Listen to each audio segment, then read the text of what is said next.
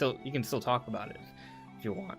Yeah. Yeah. So it's just a mess. Like I've had so many issues with it, and then of course I lost all my audio last week. So Nuts. like 6 hours to get it not where it was before, but close enough. That sounds terrible. I hate forced Windows updates. Yeah.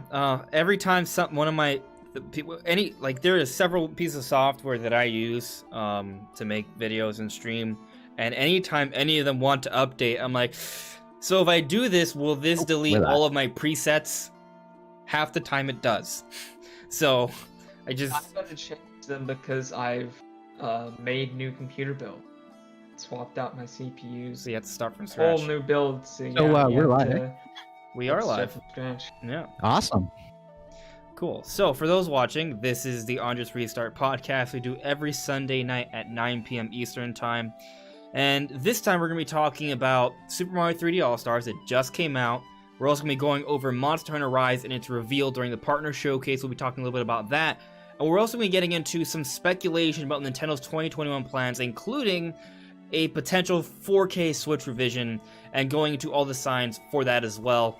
And I didn't put this in the description of the title, but we'll probably touch on Hyrule Warriors since given that we're getting news on it later this week, or next weekend, I should say.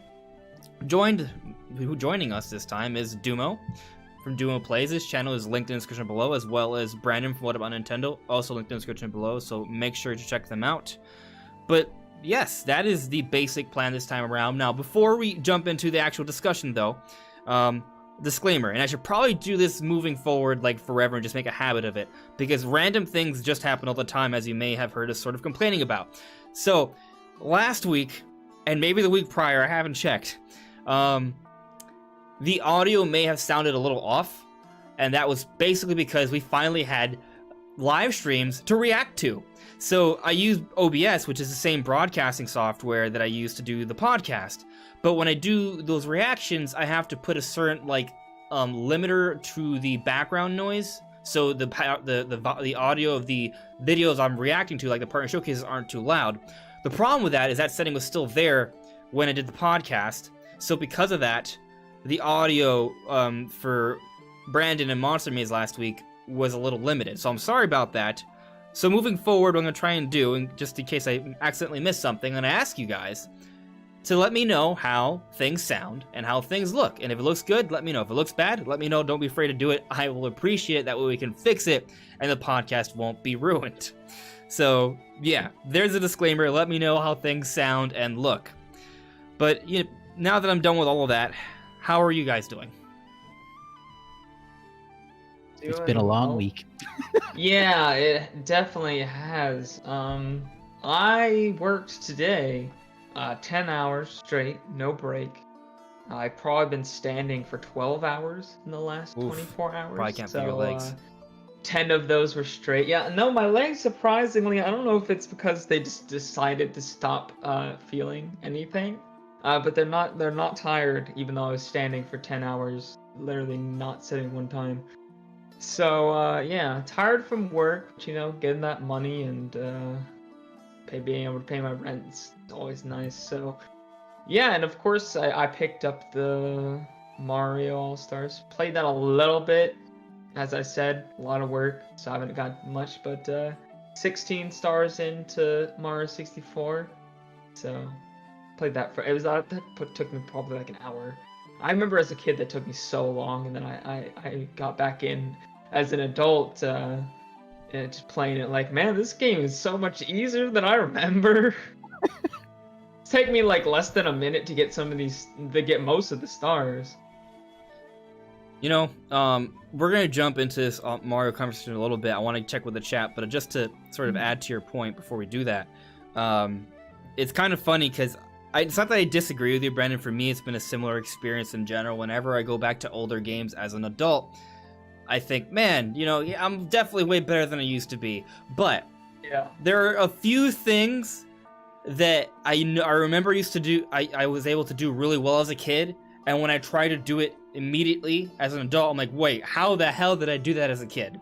So there are some things I did as a kid that I'm just kind of astounded I was able to do when I try to go back into it. It takes me a little while to sort of adapt to that. Example. So in Super Mario Sunshine, I was able to like when you run around, you can do a dive and dive, jump, dive, jump, dive, jump. I was able to do that pretty smoothly, at least based off my memory as a kid. And now, if whenever I would go and get a blue coin, you have a certain amount of time to do it, I could do it pretty handily. This weekend, as I've been playing 3D All-Stars, it's taken me some time to get used to doing that. I still feel like I'm not quite up to that point yet. So, there are some things as a kid that I don't know, maybe it's just my memory being off. But I might have been more talented as a child, I don't know. I was garbage at games until I was like in my teens. So anything like being able to beat, like, I never beat games as a kid because they're too hard. Like I couldn't beat them. I never beat any games. I didn't have much as a kid. like my family didn't afford, like they had things for us and everything, but it's like video games were kind of a premium, so didn't have a lot of them. So it didn't matter if I was good or not. You know, you put 1,000 hours into a game, you're gonna probably beat it. Yeah, you know, because literally I never beat Mario 64 or Ocarina of Time as a kid. I probably played those hundreds of hours. The thing about the N64 though is I didn't have good ways to save, like this. I didn't understand how the save cartridges work, and I never had batteries for them. So I always like started from the beginning, but even then, like Banjo-Kazooie was like way too hard for me as a child. I was sucked at games, like absolutely terrible at games as a kid. I mean, I think they're pretty challenging. Still not very good. So, let's put a pin on this because I want to check with the chat real quick, and then we'll go back to this. So let me check here with the chat. I see there's a few people in the chat already. Super Chris, hello there. Jonah Abenheim, hello. This is not a first comment. I don't mind first comments actually, Super Chris. I think it's fine. As long as it's not like a spam, I think it's fine. Patrick Bradley, Galaxy 2 will get the deluxe treatment and be released in 2022. Maybe. That's something we'll get into because basically 3D All-Stars, we have discovered due to data mines that it is being emulated, but it's not just clear cut like, oh, they just threw it into an already established emulator. Like, they created custom emulators for each game, and it's not like just a clear-cut basic emulator. And what's exciting about it is that some of these emulators, like especially the one that's running Sunshine, apparently is using some features or has some graphical features that Sunshine is not even using. They'd be for other GameCube games. The implication being that these emulators Nintendo created to potentially use for other things in the future for GameCube and Wii games. So that's actually really exciting. So just putting that out there. I mean, I could maybe see. I wouldn't be shocked if Nintendo does decide to release Galaxy 2 like a remaster of Galaxy 2 in the future, or other stuff like, I don't know, Paper Mario: The Thousand Year Door, maybe the Metroid Prime trilogy, or maybe they probably already have that done somewhere else.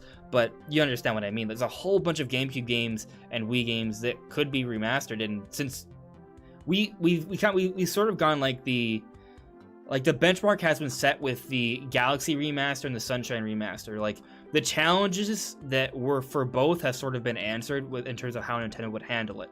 So for Galaxy, it uses Wii motion controls. What do? They just use a gyroscope in the Joy-Cons and it works. There you go. Problem solved. Or you use a touchscreen in handheld mode. Is it the most ideal? I don't think it's the most ideal, but it's definitely serviceable. And then for Sunshine, the challenge with that was the analog triggers. Well, thankfully, the Switch controllers have way more buttons, so you just map that secondary option of the pressure to another button and problem solved. So basically, Nintendo has shown how the solution for both issues. So games like F-Zero that require analog triggers, just use the other analog triggers or other buttons on Switch controller to do that, and we can see remasters for F-Zero, things like that from GameCube on the Switch, and the same thing for motion-controlled games on the Wii. Because of the Joy-Cons, they can just map it to the Joy-Con controls or the touchscreen, and voila, you can have Wii remasters on the Switch. So Nintendo has created these emulators, and we could be seeing a lot more of these down the line. Will there be like a game every month or a game every, I don't know, but the point is the door is now open and we may see more in the future. Yeah, it would be great to see more in the future. I mean, I know people are hoping for things like GameCube and Wii games on Nintendo Online. May never happen. If it does happen, probably won't happen for years. So we haven't even gotten Yeah. N64. I feel like individual releases probably would work out better for them. Yeah, I feel like they should just have, more like an actual virtual console type deal. I know they have their online stuff, but it doesn't feel Maybe what they like could they're ever do- gonna have Right. all of the consoles on there. This is my thinking. Because it's hard to imagine that GameCube and Wii will be on there eventually. Like maybe, but not for a while. Not for a long True. time. But they got 8 years of support that they want to go for. We got several years left if they want to at least get up to GameCube would be Yeah, amazing. and I have to imagine that they may want to try and maintain this infrastructure to some degree even after Switch. Like, they might improve upon it. Maybe they start from scratch again. I hope they don't start from scratch again. Why would you do that? I rather they don't start from scratch and just kind of. I feel like their emulators are really good now. So why would you start over? Yeah. Like, that was kind of the problem. Like I understand why they started over from the Wii U because their emulators suck and they were horrible and everybody complained about them because they just didn't feel right and the input lag was terrible and the colors were off and it was just bad emulators. But now they're really good. Like the input latency's low, everything looks and runs how it should. Why would you? I don't think they'll start over. I don't think they have a reason to this time. Well, everything's good except for the online portion. of it. Yeah, well, that's just their online in general. I don't know. I don't know if that would require like a new emulator. They like change how they're emulating to actually make that work. But the tack on Maybe of the an update. multiplayer, at least for online, I don't know how it works local. I would imagine it's perfectly fine. But the online I don't know what it just. I feel like that's just their online in general. Any game, anytime they make an online where it needs to be like really precise, like in a fighting game where you have to be like know exactly where they are, there's huge stutters, drops. Their servers just can't handle it. Well, Splatoon doesn't do too bad of a job. They Well, they are. Splatoon has a lot of issues with like people not like being exactly where they're supposed to be. Which is why it runs so much. It runs smoother, but it's not very accurate. It does a pretty good job. I haven't played I'm not a Smash player, but I know Smash has been having a bunch of issues and it's been Smash has dropped from always like had online issues. for Not good. tournaments. It got dropped from Evo, didn't it? For the online only, Oof. since they can't do it in person because their online was so bad. Online But, is horrible. In that Splatoon game. is still doing competitive tournaments. They're doing competitive with Japan right now. Just recently they did a competitive tournament, and it was several teams from North America took place, some European teams, in a Japanese tournament, and it worked all right. The problem is, especially when you're getting into that distances, you're gonna end up with a bunch of lag anyways. That's unavoidable. There's no way they can completely negate that lag, but luckily it's like each team is lagging similarly, provided their internet isn't terrible. Yeah. I mean, I think we all agree there is definitely room for improvement with Nintendo Online. I do have an idea for how maybe we could sort of see things. So, like, I kind of have a hard time believing that Nintendo is going to continue to improve upon Nintendo's online service by, like, dropping things like, whatchamacallit, like, NES Online and Super Nintendo Online. Like, I would love to see N64 Online, but I just kind of don't see it happening. But what I can see, though, is that maybe they make these games, they start releasing some of these games on the eShop, like these emulated versions that are like pseudo remasters or remasters, and they do that, but they sort of release it on the eShop separate from Nintendo Online. But if you have a Nintendo Online membership, you can get them at a discount. That way you can get more of them. Did you mean promise special discounts in special offers when they first announced the service, and then that never happened. Yeah, they haven't really done special too much of that. You can buy overpriced Joy-Cons that look like NES controllers. Yeah, I think And getting our- discounted yeah, eShop our- games would be better. Yeah. Oh, and those controllers could only play eShop games. They couldn't even be used for like indie games. Yeah, that was weird. It was just weird. The whole thing was weird. Yeah, I had zero interest But in it. So Everything let me they, get they back. promised, they made this new service. Not to harp on it too much, but I remember that they announced that service, and I was like, oh, is Nintendo's online gonna actually be good for once? No. No. No. No. Not even close. So let me check in with Yeah. the chat real quick here, and then we'll get back to 3D All Stars. So there's a lot of different comments in the chat. So if you at me, it's definitely easier for me to get to that. Birdman added me. So you're telling me there's a chance for Skyward Sword to be on Switch? Absolutely. I think there's more than just a chance, actually. With what they did with Galaxy, it does sort of set a framework for how you can sort of use the controls in the game. Now, the problem with Skyward Sword is that these sword controls probably... It's a little different. So they would, I think they would have to map the sword controls to the control stick. But in terms of like the IR, like the pointer controls, yeah, using the motion like gyroscope definitely solves that. Absolutely. Not only is that possible, but it's very likely because ANU has teased it.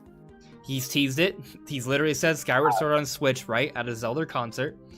There I I feel have like been it's several more of a listings. when than if. Yeah, like last time I was on, I said like I threw out the possibility there's going to like I figured there's gonna be a third-party game, was gonna be a big one that was gonna be pushing this holiday, and I threw out just possibly Monster Hunter because we knew it was coming, didn't know when.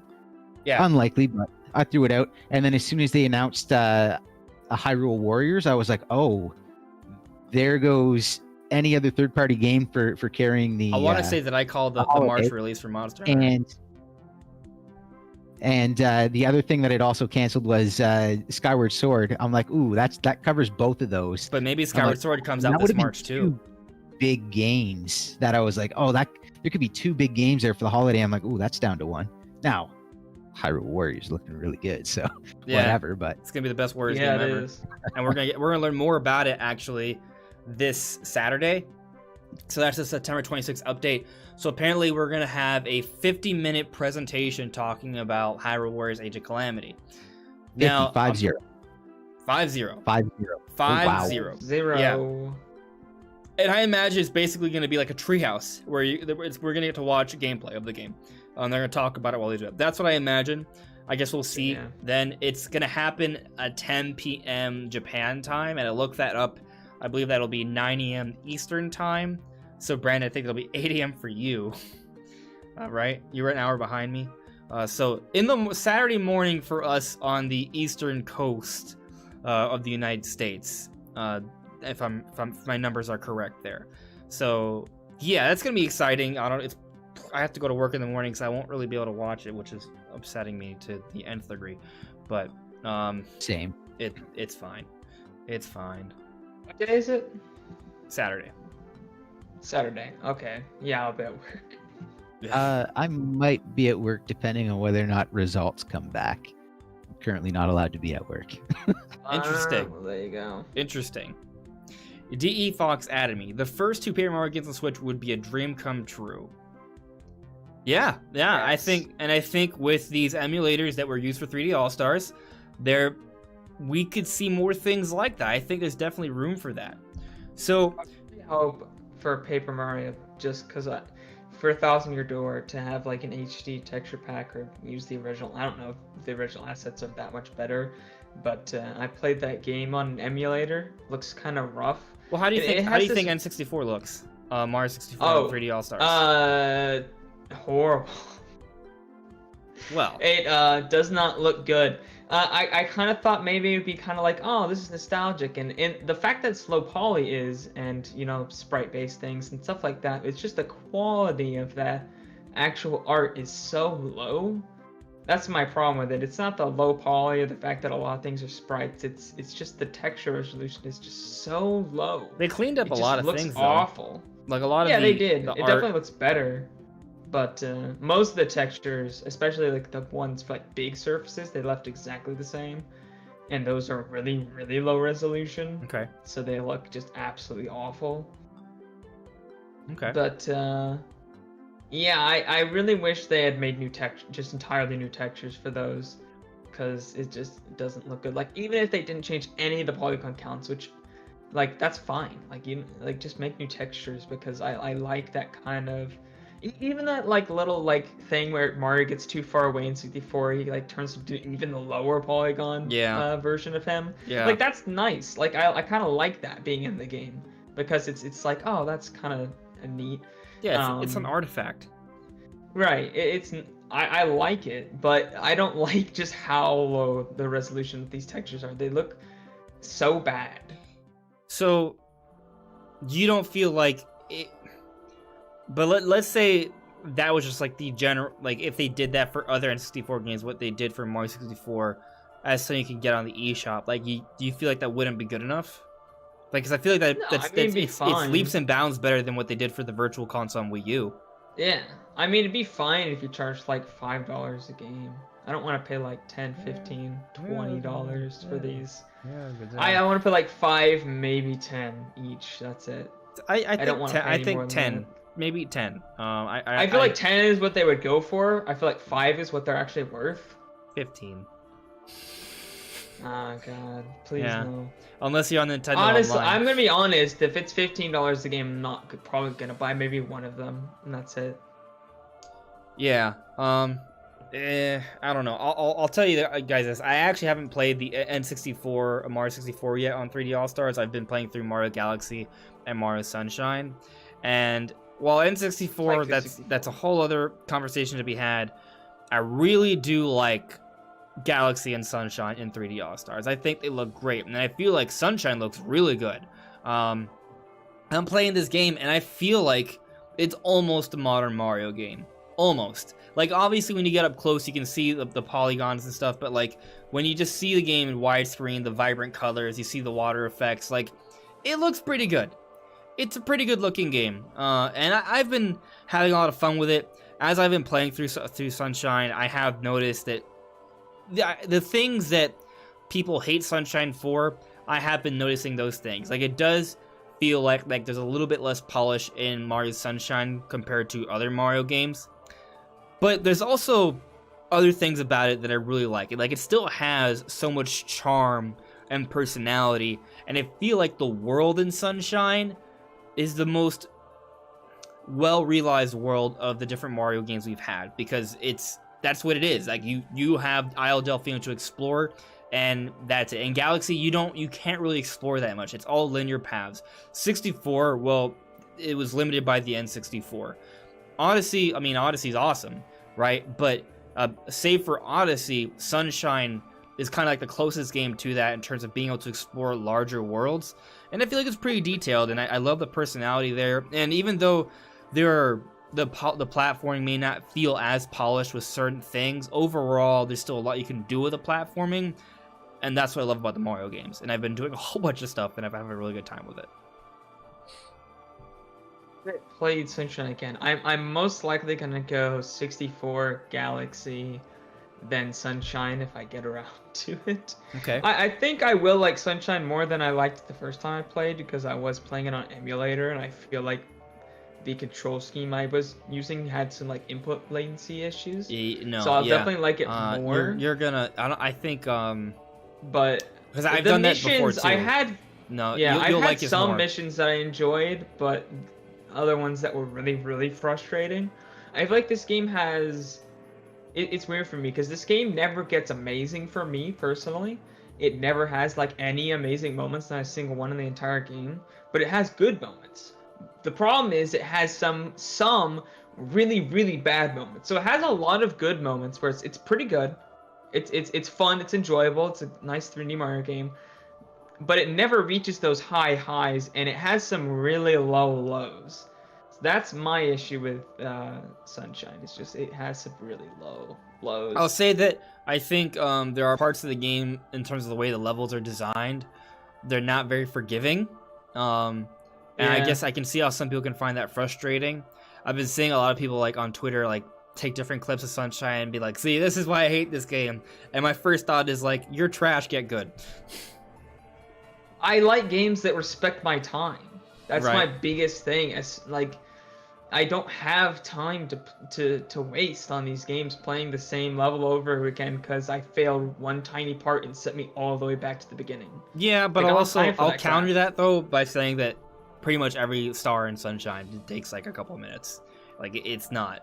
Yeah, It doesn't. they're take a lot that long. longer than 64, which is also kind of my issue because I don't feel like they're more fun. They're just longer. I honestly don't even feel like they're that much longer. Like I guess like if you just focus on getting the shine sprite, Like then it's 64, I can pretty get quick. a star in like 30 seconds. Or 30 seconds to a Okay, minute. I'll yeah, have you a know what? star. I mean, it is a. It's definitely it longer in depends. Sunshine. It takes like 2 to 3 minutes at least. But is 2 to 3 minutes a lot? It is when you compare it to 30 seconds to a minute. But it's 30 seconds is too little. I would argue. Like that's. Maybe. And it kind of depends. But I guess the other thing to bring up is that on Switch, if you fail, you could just put in sleep mode and come back to it later. Like because it's on Switch, it's kind of enhanced for that That's reason nice. alone. And that's another thing that I feel like is being underestimated with 3D All Stars is that it's all portable now. Like I can play portable 3D Mario wherever, and I have 3 different kinds of 3D Mario there, which is really cool. But you know, there people have been complaining about the games, and I'll just my overall like impression so far, even though I haven't played 64, I feel like the games themselves, yeah, they're on the minimalist side in terms of remasters, but they are still better visually. They are better. They look good on my HD television. They play better because they're on Switch controls as opposed to a janky N64 controller or something like that. So they feel better in that way. And even though there aren't too many like little extras, I've actually really liked the menu. Like it feels very it just feels smooth to me. And like I've spent, and maybe it's It because exists, but it's not anything special. I think perhaps one of the things for me though is that because I love each of these Mario games and each one like I have a lot of memories for, like I just go to the music part and I play different songs from each one. I just sort of leave it there and just kind of I just enjoy the music. So I guess for me I feel like it's something that some people are underestimating a little bit, but I'm also saying that as a big 3D Mario fan. Somebody plays portable games more. See, like me, I don't play games portably. If I go somewhere, I don't have time to game. Like I'm usually either at work or like at the store or with friends or something where I'm not gonna be on my Switch. I hardly ever go anywhere where I would actually bring my Switch, which is nice that it has the option. And the fact that if it unplugs or the power goes out, my Switch still stays on is always great. So I like the fact that it's portable for that reason. But I don't actually play games portably that often. Like 99% of the time, I am playing docked. So I want to address something in the chat. I feel like Vooper brought up a very interesting point. So Vooper said it didn't take any glitches out of Sunshine. However, Super Chris then says it did take out the infamous the back jump, the back long jump technique of Mario 64. So technically, I think that was something that was already addressed in the Japanese version, which this game is based off of, which is why the so long Gay Bowser thing is not in there, because they typed that out for the Japanese release as well. So it's not really that they changed it, they just used a different version of the game that they had already previously changed. Yeah. Yeah, these games are running exactly like they're emulated. They're not changed in pretty much any way. Like even the new textures, they didn't actually update the code to put the new textures in. They just have a separate code that tells it to use the other texture instead. So the emulators actually run exactly the same way. They just have a few things in there that tell them, hey, wait, stop, don't do that. Actually do this instead.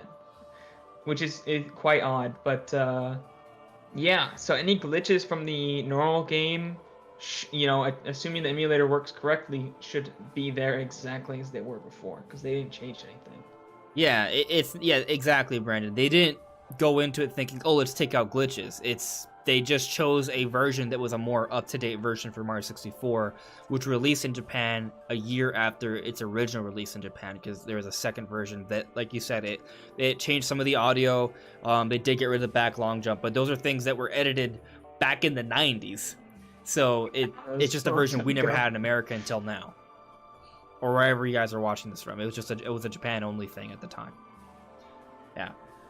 But I guess the interesting thing about that is that because they didn't really change it, for the most part, you can kind of go into that game and experience it for what it was, even with the glitches. Some of those glitches are things that people really enjoy. I actually saw something that Vooper showed on Twitter like a day or so ago. It was interesting because like she did like this really cool like little musical trick like by killing a boss and then jumping into the map menu and the music changed. And I didn't even know about that. So there's like interesting things like that you can do that you used to always be able to do. So I kind of appreciated that's actually really interesting to me. I appreciate the fact that they kept things the same, because when they made, now I don't have any personal experience with this, but I've heard a lot of people say this, like a lot of people who actually know what they're talking about.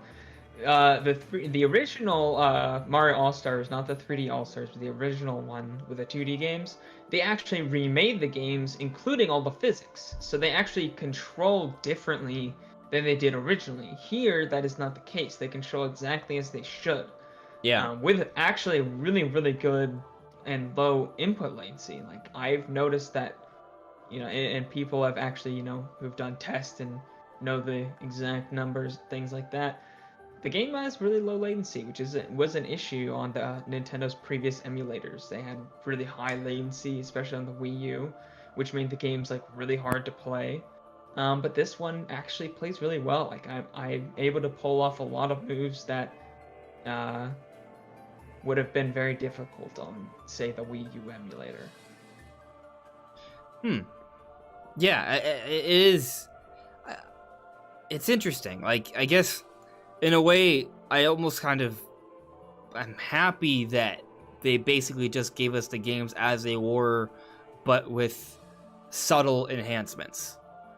Would I have preferred it if they actually went into the games and offered a myriad of quality of life changes to smooth out the experiences, especially with Sunshine, because there are some things that are a little janky. If they had fixed some things in Mario 64, like that low poly model when you're further away, yeah, I guess I would have liked those things. Would I have preferred it if Galaxy allowed you to use the analog stick for the IR? Yeah. There are things that I think could have been better, but ultimately, I'm still really happy with the package because all three of these games are really good, and these are still kind of like, it's still like the best way to play these three games, you know what I mean? Like, all three of these games, even though they could have been better, the versions we have gotten are still the best versions of these games we've ever gotten. Unless you count Mario 64 DS. I stand by what I've said since we first heard this rumor. 64 is the only one that I really think needed work. And I still think it should have gotten a lot more work than it did. That's the only one. Like, I don't care. Like, Mario Sunshine, yeah, it could have used some texture updates and some of the, it's not as advanced as Galaxy for sure. But it still holds up fine. And Galaxy looks amazing. Amazing, yeah. Even still. So 64 is really the only one where I'm like, I really wish they had gone and just authored completely new textures for this. Let me ask you this question, Brandon. It's just us looks so rough. So I just think it's funny. So I saw on Twitter some people debating that Mario Galaxy on Switch, the 3D All-Stars version, looks better than Mario Odyssey. To which I just strongly disagree to the nth degree. But I mean, technically, if you want to talk about like actual like technical specifications, I guess that's incorrect. There's a lot more going on in Odyssey, so technically they're incorrect. But you can argue art style, personal basics. Yeah, you can argue art. Some people think Galaxy looks better than Odyssey. I don't know. Like, again, like, I think you were about to say it. Art design is. But you can't really say, oh, well, this game looks better than that one when it's like, you're arguing art design. Yeah. personal mean, preference. It is It's kinda hard subjective. Yeah. It's not like it's like, oh, this is running at 540 and this is running at 1080. You know, it I doesn't guess work. if you want to go off resolution, technically Mario Galaxy in this collection is a higher resolution because it runs at a dynamic 900p for Odyssey, but resolution is not even close to the whole picture. It's Okay, so really higher resolution, but how many assets on screen at right. once? There's What are the just quality so of them? much Like more going on in Odyssey. The it's texture resolution is so much higher. There's so much more geometry. So it's it's pushing so really many more polygons. at the end of the day, I feel like if you're gonna actually compare graphics and say one game is better than the other, you're pretty much having to compare like Yeah, you have to hyper compare it realistic technically. games. Like You have to compare it on it- a technical level, like how many polygons is this pushing? How many effects does yeah, it have? What are the resolution of those effects? You know, what are the quality of those assets? You can't just say like one looks better than the other in a subjective form that's not really quantifiable. Yeah, well, I think people can have incorrect opinions. That's a joke. Opinions are subjective. But you can have an uncommon opinion. True. Yeah. Very true. So I wanted to change the tides of this a little bit, this discussion here. So something that I've been thinking, and there's definitely going to be a video or two on this subject, but looking at 3D All-Stars, I feel like playing through each game, I'm going to be thinking of different things they did well, things they could have done better, and also kind of comparing it to Mario Odyssey. And it sort of gets me thinking, like, and I will be continuing thinking on this, what that could entail for a Mario Odyssey 2 or the next big 3D Mario game. I guess the point I'm trying to get at here is, in your opinions, what lessons can be learned by re-examining 3D All-Stars and looking at Mario Odyssey, and where can they go from there? Like, do you guys think that Mario Odyssey is the epitome of 3D Mario, or do you think that there are some lessons that can be taken away from the older Mario games and implemented into the Mario Odyssey style and sort of evolve it into something even better than that takes the best from all of the Mario games? I think that obviously there's more that they can go for. You're not, they haven't reached a wall with Odyssey here, and there's definitely things that they could like improve on. But as far as like specifics, I don't really have any. What I can say is, going back and playing Mario 64, those missions I feel are pretty similar to like things you would do in Odyssey. Like a lot of the ways you get stars are just like random things you find in the environment. Like obviously you have different missions and objectives, and it gives you like hints in the different missions of what you're supposed to do. But there's tons of stars you can get in any mission. Like you don't have to go in order. Like for example, I went and got the red coin star instead of in the Bomb Bomb Battlefield, or I think that's what it's called.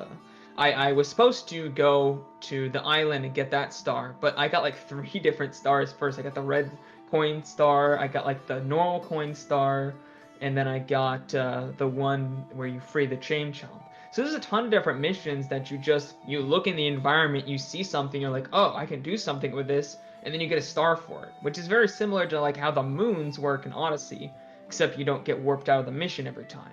Okay. So I feel like in that way, 64 is kind of the closest in mission structure to Odyssey compared to, say, Galaxy or Sunshine. Yeah, Those are very much more scripted levels. Yeah, I have my own idea of how it would work, but Dumo, you had some thoughts, so I'll let you go first. For starters, just be upfront. I'm not a big Mario fan, not a big platformer or 3D platformer fan. As I said before, I tend to enjoy them when I play them. I'm never looking to play them, so haven't played the games yet. This But guy, kick him off the cast. What is but going on? I'm here for other parts. Darn it. Here for the other 2/3 of the podcast. Right? So the thing is, when we're talking about is Odyssey the definitive Mario experience, I feel like Mario Odyssey, as good as it was kind of more of a standard, almost reserved 3D Mario game compared to something like Galaxy, where it's like very, very different and kind of unique.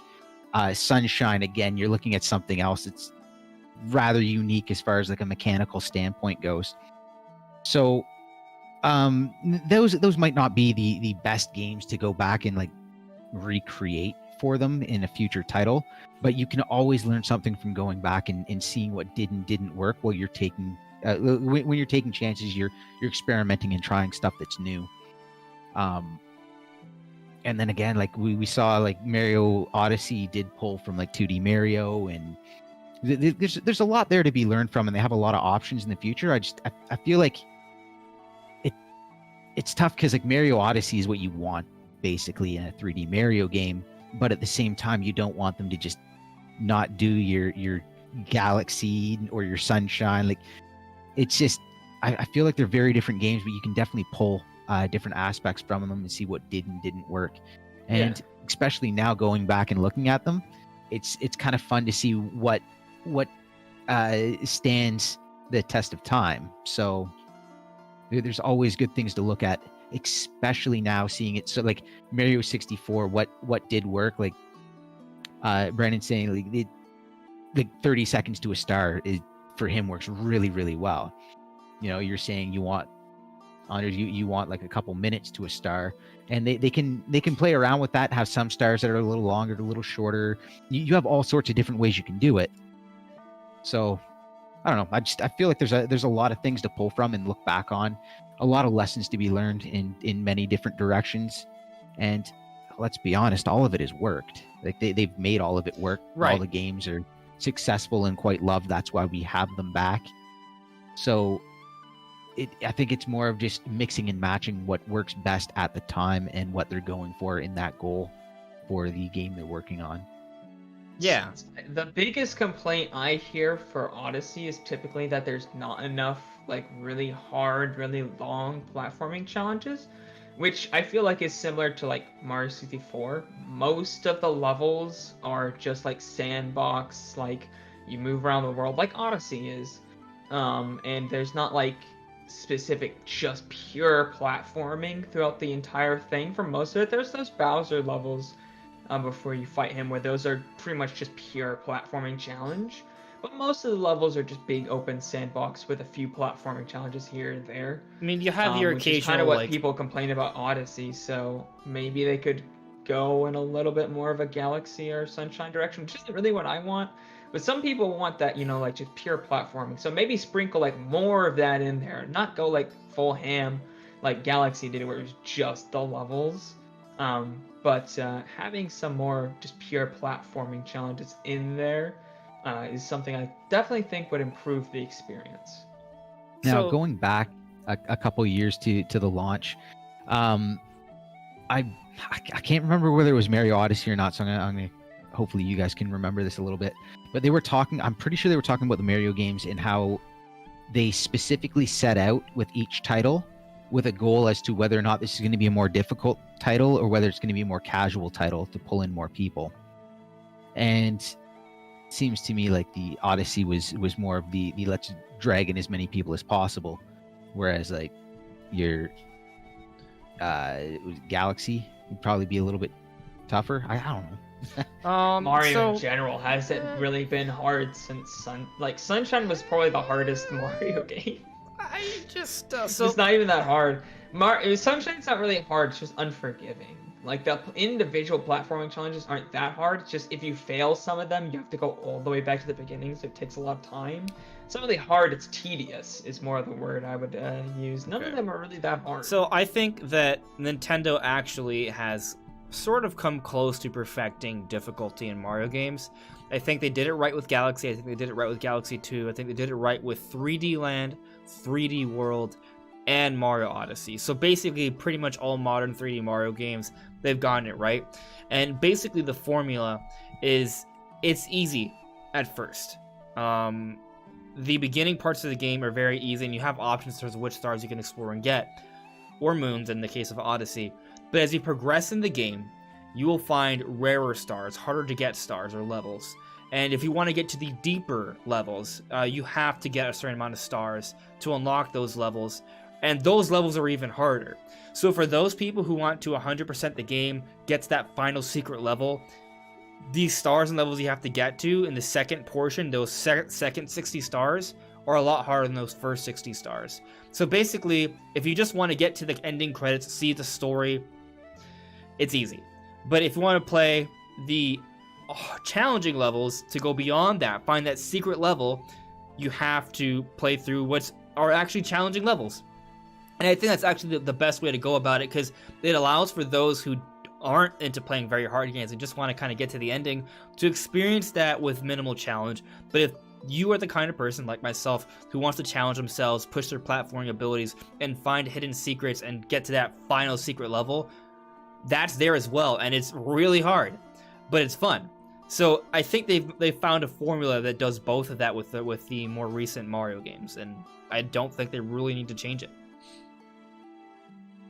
No, I think the difficulty's fine. I think it's kind of in that my perfect sweet spot for a game is where I feel like I need to be aware and use all of my abilities at my disposal, but I don't really fail or die that often. Like, I feel like I'm like right on the edge. Like, I have to use all my abilities and really play good, or I'm going to die, but I never actually really do.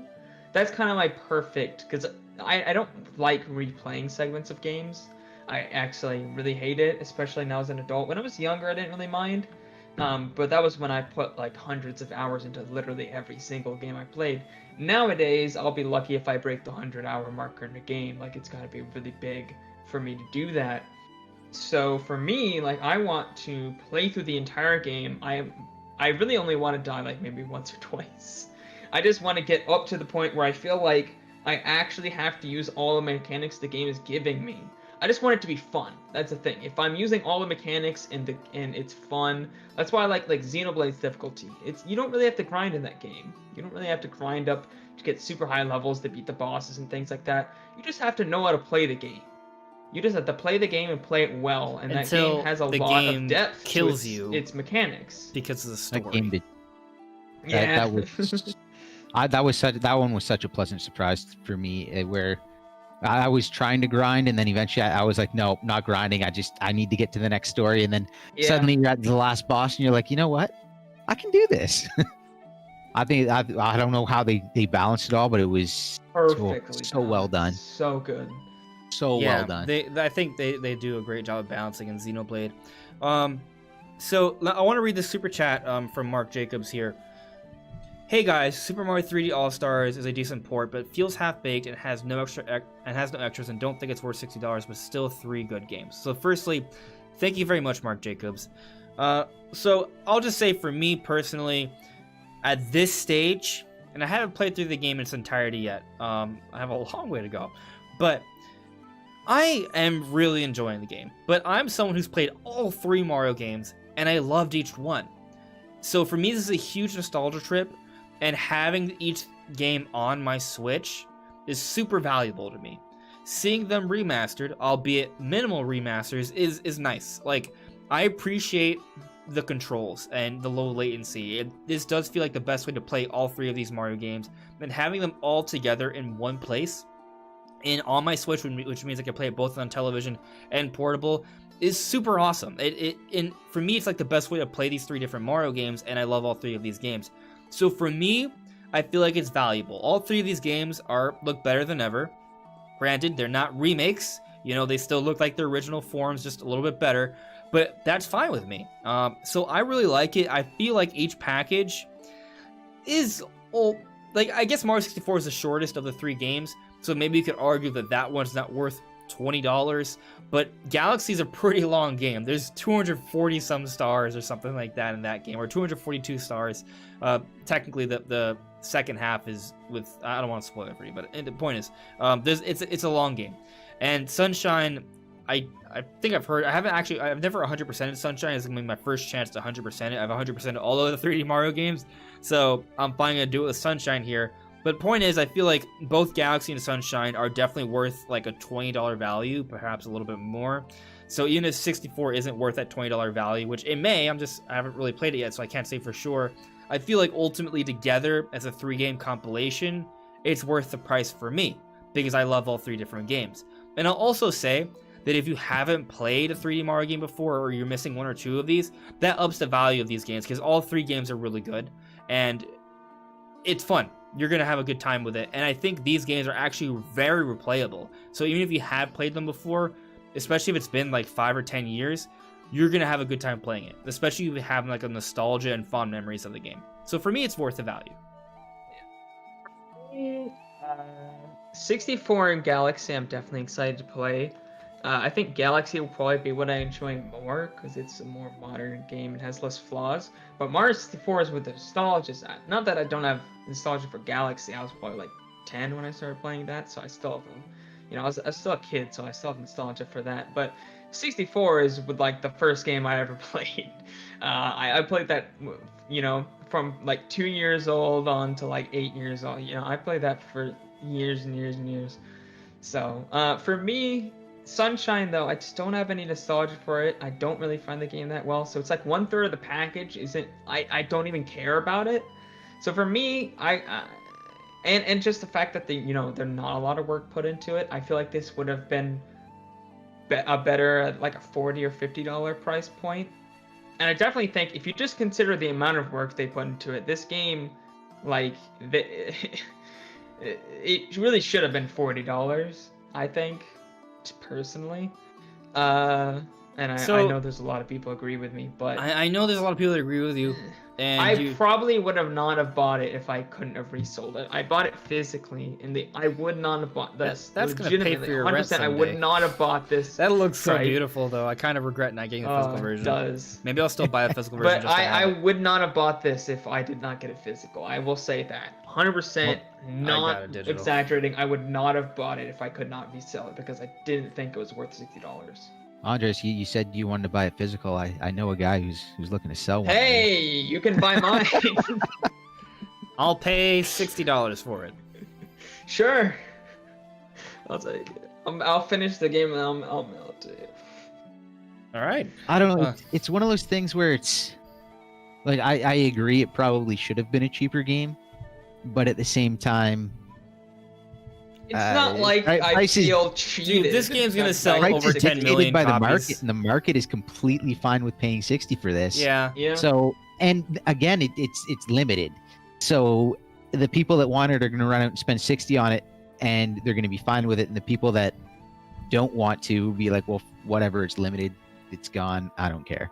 Actually, I shouldn't say it'll sell 10 million copies because it is a limited supply. So it kind of depends on how much supply, however many copies Nintendo sells, that's how many this game is gonna sell. Several million. Isn't it like the number? I mean, there's one also seller digital on sales which Amazon are right limited. now? So. Digital sales are gonna be huge. I mean, digital sales have been like 50% or more on each platform this year because of the pandemic. Especially with how hard this game is to get. Like, I think a lot of people are just like, I'll just get it digital. So. Yeah, a lot of people probably got it digitally. Yeah. So, I mean, my thoughts are kind of along the lines of you, Dumo. Like, if Nintendo can sell it for that price, then it's worth that price. And see, the interesting thing about Nintendo is that they value their franchises very highly. So highly that they'll release a game, and 10 years later, it'll still be selling at full retail price. I've seen some DS games within the last couple of years still being sold for basically retail. It's crazy. Or 3DS, like it's just Pokemon doesn't drop. Yeah, sometimes they get more expensive. It's nuts. But at the same time, as much as that's kind of an annoyance, and I know it sucks for people on the platform when you're looking at like Sony in like 3 months is going to heavily discount all their games anyways, no matter how good they're doing, how popular they are. But at the same time, you're looking at some of the other companies in the market right now, and Nintendo's not microtransactioning us, so but there's another angle to this, though, guys. Sony and Microsoft have tons of services that they charge a lot of money for. Right. Whereas Nintendo, they have a Nintendo Online, but it's a third of the price. Yeah, it's not as expensive. Not as many people have it. Less resources go into value of the actual worth of a service. Yeah, it really is. Yeah, well, there's another angle to this, though, guys. So both the Xbox Series and PlayStation 5 are on their way. And it looks like your full retail games are going to be selling for $70 US dollars. In other countries, it's even more valuable. Like I heard that, like for Europeans, the equivalent when you do it when you do the exchange rate, it's like even more expensive. Like it's like $90, $95 in terms of a US comparison, and that's kind of crazy. It's kind of going back to like 80s, 90s prices, if not a little higher. Like it's comparable there. So games used to be way more expensive. We've actually kind of had it lucky, because especially when you take into account inflation and all. But point is, games are getting more expensive now, and at least for the time being, Nintendo games aren't going to be more expensive. Now you can make the argument, you know, they used to have games selling for $50, and the standard of development prices have gone up, so the prices of games overall have gone up. But Nintendo will sell games that absolutely were low budget games for $60. They do it all the time. 3D All-Stars is not the only example. They do it all the time because they know they can get away with it, and that has become the new standard. There are some games that require that higher price. Things like your Mario Odysseys, your Breath of the Wild. Actually, those games probably deserve like a $100 price tag.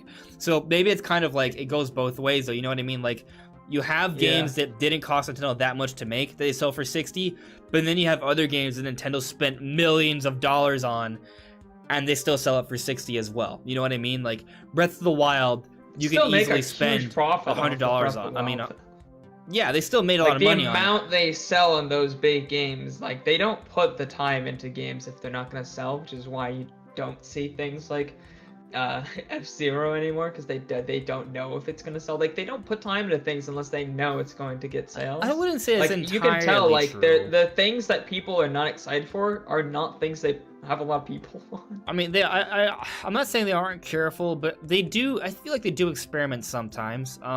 We got ARMS. ARMS was an experiment. Yeah, but it also wasn't like the biggest game ever, and it didn't really get supported after that. Like as soon as they figured out that it wasn't going to sell like really, really well, they stopped supporting it. Well, Splatoon even though it was also selling happened really well for a new IP. It wasn't selling as insane as Splatoon. They were like, oh well, whatever. Well, you're looking at 2 million, like over 2 million units in sales, and then Splatoon hit like a month later, and that kind of just killed it. Yeah. The other thing I also need to point out is that they started party crashes way too late. If those would have started at launch, that game would have kept going, and that would have been fine. So if you don't know what party crash is, it's basically their equivalent to a Splatfest. Okay. So it's their event that goes on over the course of a weekend. I don't even remember all the other details involved. But they would select specific characters, and they would be pushing those characters throughout the weekend. And it was an event that it was the same sort of feel as like a Splatfest. So that's where your service comes in, because the game lasts due to Splatoon lasts because it's a service. You know, not in that they keep charging you for it, but that's the way they do it. Is, you know, they launched with 4 maps, and then they slowly added in more. They added more weapons, more kits, more specials, more subs, another mode. Yeah. You know, so that's basically, and ARMS did get some support, but the consistent monthly event did not happen. And that's one thing that like Splatoon would always like go in these waves where like, oh, I'm getting bored, I'm sick of Splatoon, oh, Splatfest, I'm back, and then they play it for a week and it's like, oh, I forgot I love this game, I'm just gonna keep playing now. Whereas I feel like they lost most of their user base in ARMS before they started the party crash. So a lot of people that played ARMS dropped ARMS. I didn't even know about party crashes until like the 3rd or 4th one they did, or something silly like that, and it's like, oh, I should probably go back and play this, but Splatoon. Yeah. I feel like, so Brandon, I don't think you're wrong in saying the intent was careful. I'm sorry, dying of choking on saliva. Sorry. Anyway, I don't think you're wrong in saying that Nintendo is careful about what games they make. But I also think that they are willing to experiment, because they have done it in the past. They obviously try to have a Mario Zelda thing almost every year, or more than that. I get that. But they also have opportunity to create more sales potential, more sales, by experimenting a little bit and trying to use other franchises and see if they can pick up another market there, you know? So say Nintendo finally decides to give F-Zero another try. F-Zero has huge potential. Like, I believe that there is definitely an audience out there for futuristic arcade racing. Take the Smash audience, the Mario Kart audience, the Splatoon audience, the ARMS audience, playing competitive multiplayer games. That's what F-Zero can be, except it'll be high-speed futuristic racing. Like, why wouldn't people like that? You know, like, if people will like cartoon characters inking each other and blowing up, and Nintendo characters just smashing characters sideways, like, why wouldn't people like super awesome futuristic cars blasting through space and other crazy places with awesome music online? I think that they absolutely would. Nintendo just hasn't gotten around to creating that game.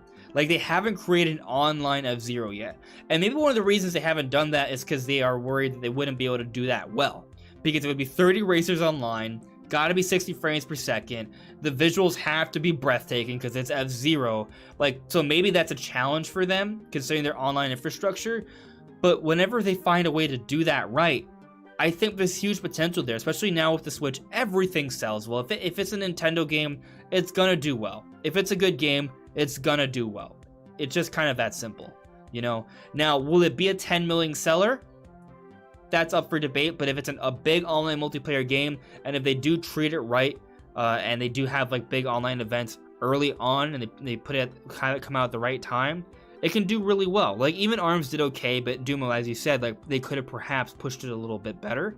And I think Nintendo's still learning, you know, like, they're still relatively new to the online world. Like, Splatoon did well, they've learned from that, and they've handled Smash Ultimate better in terms of online than Smash for Wii U. And ARMS is kind of like that next game that sort of tried to use that infrastructure as Splatoon. And I think the next time they try and do that, they'll handle it a little bit better. The other thing that was really interesting with ARMS is how the actual extension of the ARMS is where they chewed up most of their lag. Like, that was actually a rather creative way of doing it so that lag would be like would affect the game less. I didn't actually hear what you said. So ARMS, yeah. Basically, you know, you throw the punch and the arm extends out. Yeah. It would basically eat up the lag throughout the extension of the arm. It was their way of getting around lag in the game. Whoa. That's really cool. It was a rather creative way of handling it. Yeah, I don't know what you do with F-Zero. No. Yeah. You just deal with it. Just what you do with like Mario Kart, where it's not like super, like it's super smooth, but it's not like the most accurate. Like, I feel like that's this is my own like guessing theory based on like educated guesses, but I feel like the reason Smash runs so much worse than like all our other games is because they want everything to be like exactly where it should. Whereas the other games, the lag doesn't really matter as much. Like a fighting game, you know, like each and every single frame matters. Whereas like Mario Kart, it's not really that big of a deal if they're a little bit off. And I would say that F-Zero is more like Smash, it's more hardcore, more precise. I feel like if you're playing online though, you're probably not the super hardcore, like nah. Like people don't play like on like what would you really play like F-Zero like competitive, you know, like competitive Smash Online's a thing, but competitive F-Zero, I feel like it wouldn't be like a super competitive, it can be like more of a for fun. They have competitive Mario Kart, I think F-Zero, and that has obviously tons of problems with it because of the randomness and the fact that the better you do, the more the game tries to ruin you. Yeah, the rubber banding. Well, F-Zero's gimmick is not random items. F-Zero's gimmick is high speed, precision, and destruction. Like into cool environments. If you can do a private lobby, in a game, there will be some sort of competitive. Yeah, I think it's definitely competitive. I think it has more potential to be competitive than Mario Kart because there is less of a random element there. It might even have less of a random element than Smash Brothers. So, yeah, I think that there's definitely something there. But you also never know with these games. Like, you can never say for sure how much an online or a competitive community will build up. You kind of have to release it, push it as hard as you can, and see what happens. Especially since F-Zero's been dead for years. And it still may be dead for years. I hope not, but something that you brought up, the challenge of having 30 cars on, an online game. It's so funny because Nintendo is the only company we would ever say that that's a challenge. No other company has issues with high levels of players online. Like Battle Royales have 100. I think the new Call of Duty Battle Royale has like 200 players all at once in one map. Yeah, honestly, I feel like F-Zero might be saying that Nintendo would have to allow to be branched off. I mean, they did that with GX, with Sega, and they did a great job with it. I think they should probably do that again. They should entrust F-Zero to a third-party partner that is good with high-speed online games. I think they could do a really good job with it. I know there are developers out there that can do it, and I think Nintendo would be willing to give it a try. And they could still oversee it. It's not like they just hand them off and never look at it again. Like, it still will have that Nintendo quality to it. But definitely, I think they should entrust it to a third-party developer that's more comfortable with doing games like that. I feel like more so than that, like, yes, do it, but more so than that, I feel like they need to hire someone that actually seems to have a better understanding of how the internet works and is used in games these days. They just need to actually have dedicated servers. Yeah, you know what? Stop with this peer-to-peer crap. Maybe we'll see some improvements with that with new hardware. Which we may see next year. You don't really need new hardware. No, but that's what... Call up Microsoft and be like, hey, we want some servers. I mean, even Sony's buying servers for Microsoft. They're doing it for game streaming, though, aren't they? Yeah, they are. So, I'm pretty sure everything first party, from what I remember, unless it's changed in recent years, everything first party is still being run peer-to-peer on both Sony and Microsoft. The third-party games that are using their own servers. That is the only thing that's actually server-based. The first party still has servers, but they're not... Yeah, I think they still have dedicated servers for their first parties too. All their major multiplayer games have, I'm pretty sure, have dedicated servers. Especially, well, obviously the third-party ones do. But, I mean, I don't think any of them use peer-to-peer, except for, very specific games. It's not really something a lot of people use anymore. I'd have to look back into it. Even PC games have dedicated servers. You just have to... The companies typically pay for them. If you use Steam, Steam has their own servers. So they charge you extra for that. But yeah, no, it's one of those things that it's always been the third party, because that was a huge deal when people found out about that. And it's like, you mean we're paying for servers and the servers we're playing on are third party servers? So they definitely, I don't know if they've actually transitioned everything over into servers now. My understanding is there's still a lot of peer-to-peer still happening, because it is fairly common practice. They run so much better now. I feel like they have to have moved to dedicated, because I don't understand how servers are. I'm not a server guy, but I feel like there's not a way to get peer-to-peer to run as good as their servers are running. It's one of those things. Theoretically, peer-to-peer should be better, but that depends on the peers, in practice, yeah, that's the problem. Like peer-to-peer, theoretically, it cuts out the middleman, because you're sending the signal to a server, and everyone sends the signal to the server calculates and sends back, versus you just send between each other. So you're basically cutting out the middleman. The problem is that not everyone has as good an internet. Yeah. And what happens with the server is it just sort of evens out everyone's experience. But you're going to get some form of latency because of the server. But your good internet isn't punished because of someone else's bad internet. So it's... and then also the other thing is you can join back into games that you got disconnected from, which is kind of nice. Yeah. So you're not. There's not typically a host. If somebody quits and just quits the whole, the entire server just dies. Yeah, the whole game just crashes. Yeah. everyone out. Like Smash, if somebody leaves in the middle of a Smash match, it just quits the entire thing. It's just like, nope, it just doesn't work anymore. I hate that. It's like, oh, thanks. No, that's not good. So I'll say that I feel like as time goes on, internet will get better overall in the world. Like, we are increasingly getting higher speeds, more stable internet connection as it becomes more prevalent in our society, especially considering the pandemic now, how a lot more people are working from home. A lot more emphasis has been, or a lot more reason to place more resources into online being more of a content infrastructure has been laid out there because of the pandemic. And I feel like that will expedite things a little bit. Now, it may still take years before we can start seeing like consistent high-speed internet across, like, for everyone, but I do think we are moving in that direction. What does that mean for Nintendo games in the near future? Probably nothing. But, you know, hopefully sooner or later Nintendo does maybe find a way to do things a little bit better. But I think we kind of need to move on, though. People, just because we have other things to talk about, and we're almost an hour. Well, you finish your thoughts, though.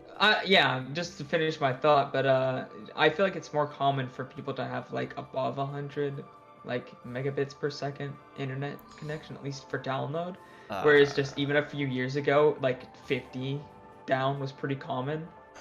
Like, so nowadays, like having several hundred is fairly ordinary. It depends on the area. So and cheap.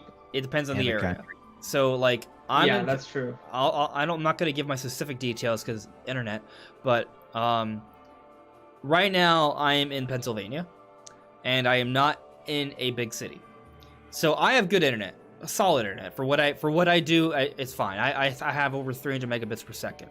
I've had over 1,000 before, but for what I'm doing here, 300 is fine, and I'm okay with that. For me, it works fine. I have no problems with it, but with my day job, I deal with a whole bunch of people who don't necessarily have the best connection. Sometimes they live in the mountains and they have poor phone service, and sometimes they need, or for whatever reason, a big internet company or internet provider cannot get out to their area, and they have to settle for something that's less than 50, or even 25 megabits per second. They have to kind of rely on hotspot from a phone, which to me is mind-boggling because of how reliant I am on high-speed internet. But a lot of people use things like that. A lot of people do. That was a lot more common, even just a few years ago. I have family members that are on satellite internet. Ah, God, satellite. You want to get into northern Canada where you're not in a big city, and then you're not even in the town. You're like a half hour out of town, where your address is an RR number. Yeah, Does dial-up still exist? Yeah, it does. They got away from it because they're still on shared phone lines. Each phone line services 2 houses. Yeah, you have a different ring, and that's how you know which house is which. I don't even understand it, but we kind of need to move on, though. So let me. Is there anything else you guys feel like you need to say on this? I don't want to cut you guys off from expressing your thoughts. As far as the server talk, one person I would really love to ask a question to is Reggie, when he mentioned it costs money to put up servers, and that's kind of what they were going towards. And my big question becomes, did you say that because Nintendo was looking into doing that sometime this generation, or use this generation to do it next generation? Or did you say it so that we could be really loud and vocal and angry and make them do it? Because Reggie kind of, I don't know. He just, there's definitely Reggie's great, but saying it. He's 100% a PR guy. But he also got things done. So I'm wondering if that was one of those, let's get something done. I like Reggie and he's awesome, but I don't trust the things he says or said when he was in Nintendo America, because he lied so many times, just so often. Even ridiculous things claiming the DS Lite wasn't real. I think it was a few days before it was announced. Yeah, that's the company. He can't say it though. He's I don't trust what he job says if he said anything. Right, because he can't say it. He's a PR guy. He says things that you want to hear, and he makes things go over smoothly. So, you know, I have a hard time trusting what he says, but I mean, I absolutely love Reggie, obviously. Reggie promised us Mother 3, as Merrick Sebastian noted. So, literally, Merrick Sebastian said, "Give us Mother 3." It's a common quote and phrase. I cannot believe that it's been 6 years since they teased that game. I think there were we'd already plans. been It was just hoping canceled. for it for years. I think there were plans and it was just canceled. That's what happened. So we need to move on. There's still a lot to talk about. So I'm gonna I have a super chat here from Taker610. Thank you very much. And I think Taker's question will be a great way to end the Mario portion of the podcast, even though we've already sort of moved past it. So Taker asks, has 3D Mario run its course? Where else can it go? So we sort of talked about this a little bit, but I guess I didn't get a chance to put my thoughts out there. And Duma, as you pointed out, like, there really isn't just one way they can go. There are many ways. There are ways that they may not have even explored yet.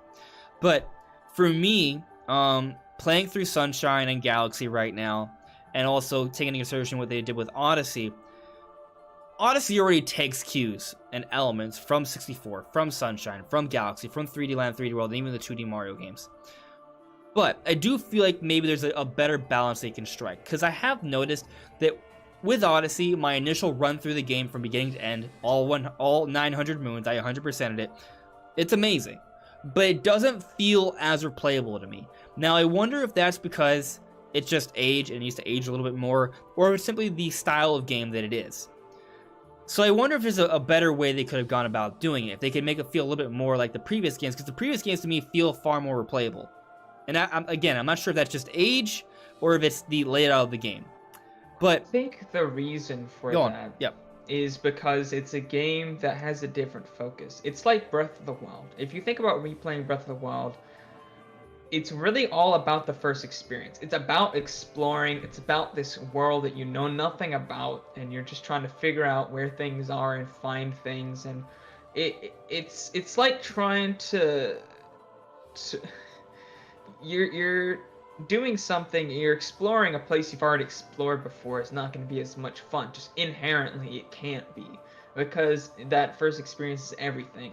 And that's a game that is all focused on having just an absolutely incredible 10 out of 10 first experience without really thinking like, hey, you know, are these things going to be fun to do again? Because most of the fun is finding things for the first time, seeing things you've never seen before.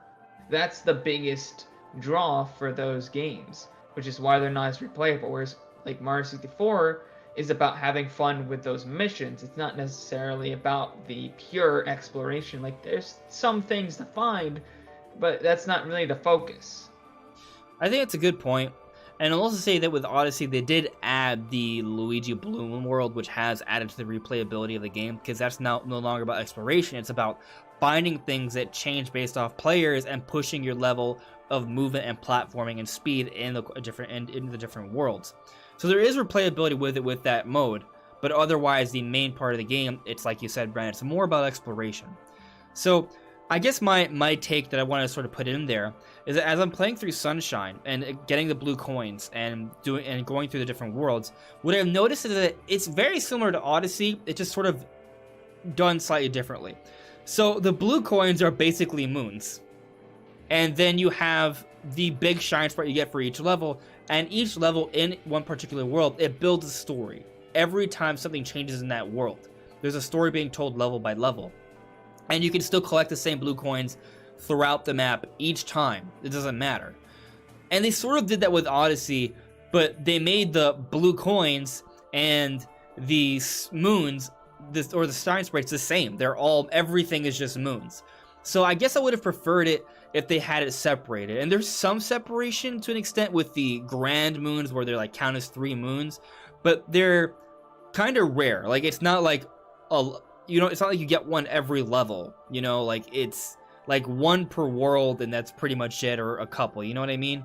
So I guess I would like it if they were to have blue coins or some sort of collectible thing that builds up to a particular star that you get all throughout the different map, that it's more about exploration and finding that. but they still have like a level-based system, kind of like 64 and Sunshine, where you go into a world, and like I said, you can still find and explore like an Odyssey with those blue coins or moons or what have you, but they still have that level-based structure where there's like a bigger star that you get, and each level they are telling a progressive story with the game, and you can relive it by going back to the different levels. The problem with Odyssey is that there is a story being told in each world, but once you do it, you can't go back because it's not level-based. So I think if they were to find a better balance there, I think that would be one way to move forward with the Mario series. I feel like having that one great experience at the beginning is something every once in a while you just have to do. Breath of the Wild, yeah, it's one great experience. I burnt out during Master Mode. I'm going to go back to it in a couple of years, and it's all going to feel fresh again. It's going to be like reliving something. It's something I'm actually really looking forward to doing once I've forgotten enough of Breath of the Wild that it's new and fresh again. As far as like, is this as far as 3D goes? Well, do you think Nintendo is out of ideas? Do you like they are the most creative company? I'd say they're the most creative company in gaming, and a lot of that has to come down to the amount of freedom that they give their developers. And any sort of mechanic, they can build a game around any sort of mechanic. Like, look at Sunshine. Yeah. If we're looking at 3D Mario, Sunshine, like the whole mechanics around water, like that's something that they built, or they had an idea and they built around it. Look at the building around gravity with Galaxy. Yeah. Like, yeah, again, like as I say, like what I said earlier is like Odyssey to me is like kind of a very standard 3D, whereas they can come up with another idea completely out of nowhere, like walking around, looking at something, and be like, oh, you know what, that might make a good Mario idea, and then 6 to 10 years later, we're playing this really unique Mario experience that no one even dreamed possible. So yeah, they have tons of places they can go. It literally, like, Nintendo teams, they like to pick a mechanic and build solely around a single mechanic to make the game feel very cohesive. Like, they talk about the very first Mario was like the entire purpose was jumping. They even said originally Mario had a gun, and they removed it because they're like, well, why shoot something when you can just jump? It's like, we'll take out the enemy by jumping on it, and then Simplify so it. that's something they simplify it. Breath of the Wild, major mechanic, something that they centered almost the entire game around, was exploration. This is things that Nintendo does. They've been known to do, and it makes their games very unique and very cohesive. And as long as they continue doing that, they are going to come out with ideas that are solid. They're going to be able to put them together in 3D platform ways. So no, 3D Mario has lots of places to go, pretty much infinite, especially the way they've built up Mario to be not just a plumber. Yeah. Yeah, no, you're absolutely right. I would just love it if they just continued the direction they were going in. I really like the mechanic where you can use the cap to transform into different enemies, or just different creatures, I guess. I really like that. I think that's kind of the unique. I think there's room for Odyssey. a sequel to Mario. I think a Mario Odyssey 2 probably is in the works, which is Yeah. something I wanted to ask you guys, actually. So, do you guys feel like 3D All-Stars is indicative that the Mario team is working on something bigger? Because a lot of people were thinking that 3D All-Stars is going to be more of a remake, or like a Xenoblade Definitive Edition sort of thing, where they're going to add new content, really rework the visuals here. And that's not the case. It's a conservative remaster that definitely had a very short development time. And it wasn't made by the main Mario team. A lot of people thought it would be. And if it was, I would say, okay, maybe the Mario team worked on this and they haven't been working on a Mario Odyssey 2. But again, that's not what that is. So the Mario team's probably working on something else. And we never got paid DLC for it, unlike most other major Nintendo games.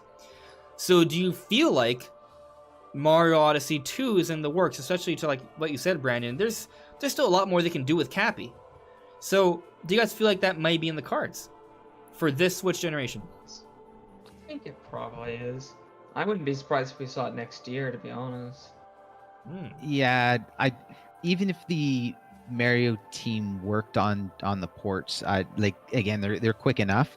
I feel like as much as I would almost again, because I feel like it's kind of a very basic, very kind of general 3D Mario. I feel like personally I would rather see something more interesting out of them, but it's really hard to say no to following up something as successful as Odyssey with an 18 Odyssey plus 2, million copies. because like, you know yeah. people are hungry for it. Agree with You it being know. basic. I want to say that I don't agree that it's basic. I think it's very unique. I think it has. We're talking in a about way you it meant 3D controls All like it's Stars. basic. No, No, again, he means Odyssey. I mean Odyssey. Like I Oh. feel like Odyssey is like You monster. not as far out there as others. I guess Cappy, but you know, like a lot of the Happy's the big platform. thing, just being able to transform into other. But your point is that they can do enemies even and more with it. creatures. Yeah, Yeah. like Mm. personally, to me, I didn't like. Yeah, it was interesting, but it wasn't like. To me, it wasn't mind blowing. It made Light a games really that are good so entry. different that they're like. I just want things to be like unique but grounded, I guess. Galaxy sometimes is a little bit too much. I don't know. I don't think it's really that it needs to be like every game needs to be like so super unique that it's just completely different from any other game out there. But again, like Um, I'm coming from a point where I'm not a big 3D platformer. So in order for me to buy into a 3D platformer, there has to be something to really drag me in. Like something that I find very like either the art style has to be like absolutely phenomenal to me, which I just Mario, as good as 3D Mario games look, it's still 3D Mario and it's what you expect. There has to be something very unique about the game, and to me, like again, like yes, I know Cappy and like, there's a lot of uniqueness there, and the game does look phenomenal. And I've probably watched a good like 30, 40 hours of it played, but again, for me to buy into it, it needs to be something different. Like it needs to be something that I view as rather unique. So that's where I'm coming from, and so like, but again. Odyssey works. People love Odyssey, and its record speaks for itself. So it doesn't make sense to not capitalize on it and do an Odyssey 2, to me. Yeah, well, I mean, they also can. I feel like they can make an Odyssey 2 and they can still make it feel different. Like if Galaxy 2, I think you could argue is like the best Mario game. You could argue that, and I think probably the biggest, most common criticism for Super Mario Galaxy 2 is that it basically feels like an extension of Galaxy 1. And I don't think that's a bad thing. I think it's just kind of an improved, more varied version of Galaxy 1 with Yoshi, and I think that's amazing. But, and they could do that for Odyssey 2 and it'll be fine, but I think they could do something a little different. If you look at how the Zelda team likes to handle things, they always try to mix things up. Even with Ocarina of Time Majora's Mask, they're vastly different from each other, even though they're using the same engine and assets, and they are of the same story. They're direct sequels. The same's gonna happen with Breath of the Wild too. This game's gonna have like a 4-year development time using the same engine, and it's a story sequel. Like it's kind of mind-boggling how much time they're spending on a direct sequel for the game, which to me just tells me that they're gonna make sure that it's very, very different. And actually, if you look at the development and the concepts behind Mario Odyssey, you can tell that definitely some of the design philosophies that went to Mario Odyssey also went to Breath of the Wild. Now they amounted to very different things, but they're both focused on exploration. They're kind of tied to each other, if you understand what I'm trying to get at here. So I feel like that thinking, those design philosophies, could also go into Mario Odyssey 2. If Breath of the Wild 2 is going to be vastly different from Breath of the Wild 1, they may also do something like that for Mario Odyssey 2. So my point is, Mario Odyssey 2 may end up being what you want more, Dumo, but still be Odyssey or something like Odyssey that's going to bring in that Odyssey audience. What that will be exactly, I don't know. Maybe it'll end up being like Super Mario Galactic Odyssey with a speck of sunshine. Who knows? Like, that would be sick, actually, just for the record. And maybe the 3D All-Stars could be like a precursor to that. But that's just like full-blown pipe dream mode. It's going to be amazing, whatever it is, but it may not be that. We need to move on, though. Some people are bringing up Monster Hunter Rise. I have noted that, guys. You guys are asking about Monster Hunter Rise. The trailer was really good. Do we talk about Monster Hunter Rise now, or do we get into the 4K rumors? Do the 4K rumor. 4K rumor? Okay, so Monster Hunter Rise is tied to this. So the discussions on Monster Hunter Rise are starting now either way. So let me explain what we're talking about the 4K rumors for Switch. So the 4K rumors have already been going on for a few weeks already. Basically, we've been getting several reports talking about a Switch revision coming out in 2021. But there was also news that came out that said the Nintendo's telling their partners to start preparing their games for 4K. And we heard about that from different reports from Bloomberg not too long ago. But now this past week, we got news that the 3DS has been discontinued. And we also had that meeting, and Nintendo basically reconfirmed that yes, they're working on integrated software hardware in the future, but they're always doing that. So it's not a big deal, but that's part of the discussion. And the other interesting thing is that Monster Hunter Rise was revealed last week. It looks amazing. We will talk about it later into the discussion.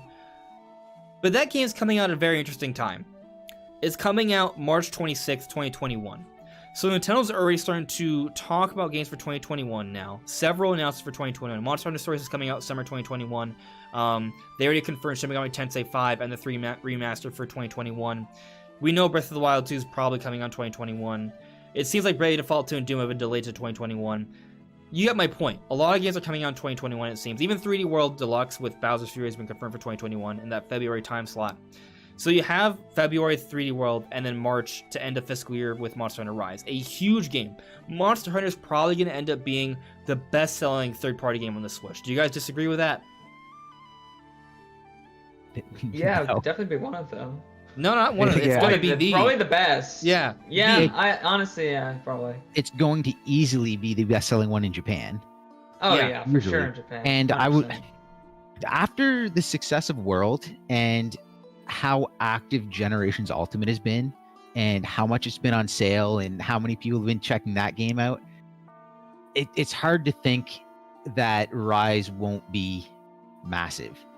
And then, like, a lot of people, like, one of the things people were complaining about is that they don't want to see a Switch version because that's just going to hold back other consoles. It's going to be like a step in the wrong direction. And then the trailer comes out for Rise, and it's like, well, maybe this isn't the wrong direction. This Yeah. doesn't look bad. And it's like, there's other things they can do. Things like, the Switch can't handle like some of the new favorite things like turf wars. Two monsters fighting, it just can't handle it. It's there. Yeah. You know, so And I know we said we were going to talk Monster Hunter a little bit later, but it's evolving the series.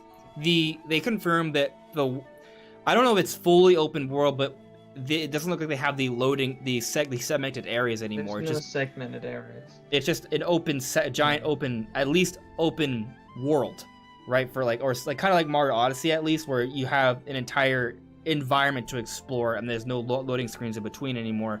And they're taking a cue from Breath of the Wild here, because you can pretty much climb or jump anywhere with that wire bug thing that gives you so much acrobatic ability, and that's gonna help with combat but also exploration.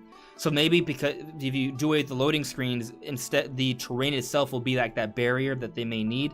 So the point is that they're doing a lot to evolve this game. We'll get to that later into the discussion, but they're doing a lot. It's a pretty ambitious Monster Hunter. It's running on the engine, the Resident Evil engine, the special engine there. This is built up exclusively for Switch. It's taking advantage of the system. Nintendo is pushing this game.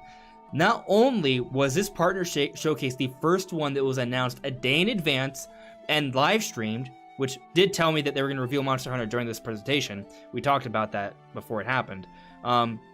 It was also the big thing to open up the partner showcase, but then immediately after, guess what happened? We got a game-specific direct for Monster Hunter. Monster Hunter is a third-party game. When does Nintendo do game-specific directs? Pretty rare. And when they do them for a third-party game, I feel like it's very indicative of how big this thing is going to be. Until World came, a lot of people viewed Monster Hunter as essentially first-party Nintendo. So, yeah, and I think with this, it's going to Nintendo- kind of feel like that again. They're probably publishing it. I haven't double-checked, but I feel like they're probably publishing it. There was a Monster Hunter Direct.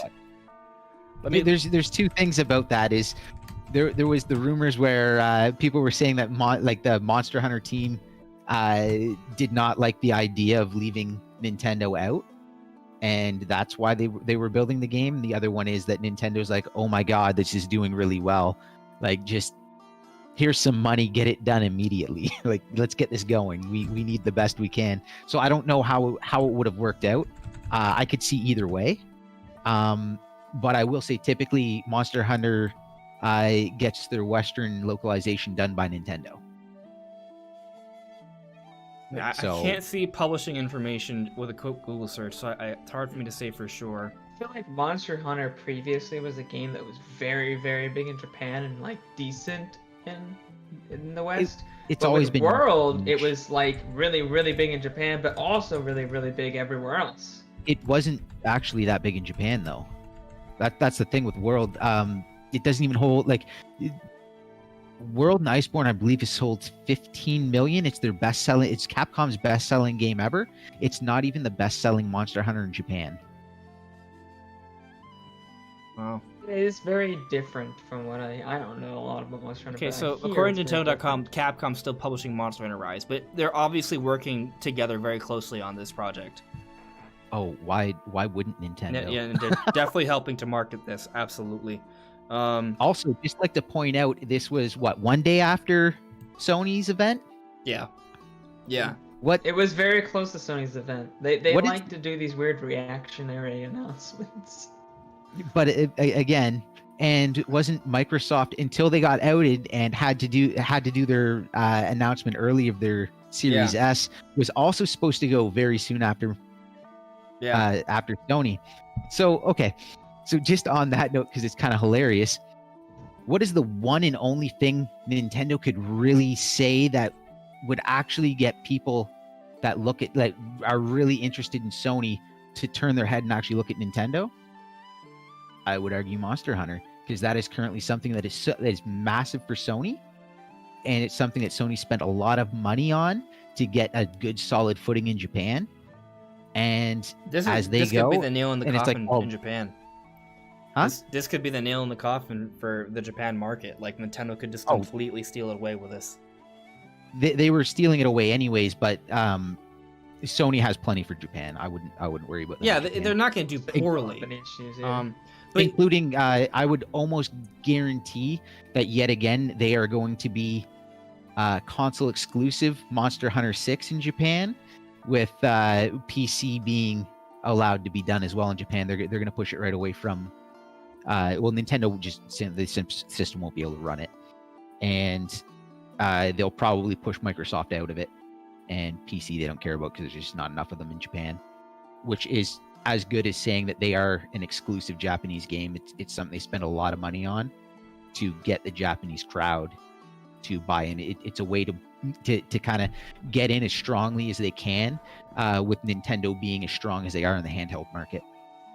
I think Sony has just pretty good Japanese, like even outside of Monster Hunter, they've always had, you know, good, strong sales in Japan, and I mean they're oh god, a lot of their developers are based in Japan. They have a lot of games that cater to the Japanese audience, unlike Microsoft, which has like almost none. I'm sorry guys. I So, want to point something out. I don't think Monster Hunter by itself would ever kill Sony. No, it's just Nintendo's done so well already. They're crushing it so well that getting this Monster is going to be a big deal. So I want to point something out to you guys that I think is really interesting. So, all right, so I'm on the Nintendo.com website for Monster Hunter Rise. This is what's really interesting to me. Not that it looks awesome. Not that it's coming out March 26th necessarily. But here we have the game file size. It says it's 8.8 gigabytes. Now, let me explain why this is a big deal. File size doesn't really matter with Nintendo games, especially Nintendo's great compression technology and stuff. I'm sure that doesn't really matter. Like that's not the point. It doesn't necessarily indicate how big or long the game is. The reason why it's a big deal, at least to me, at least I'm thinking about, I'm curious what you guys think, is that we already know about the game file size, and we are in September. This game is coming out March, the end of March. That's like half a year from now. How often do we know about the game file size this far into advance? We don't usually hear about it till usually like a couple weeks before release. So, this is what I'm getting at here, guys. Surprised they know it already. To be honest. Right.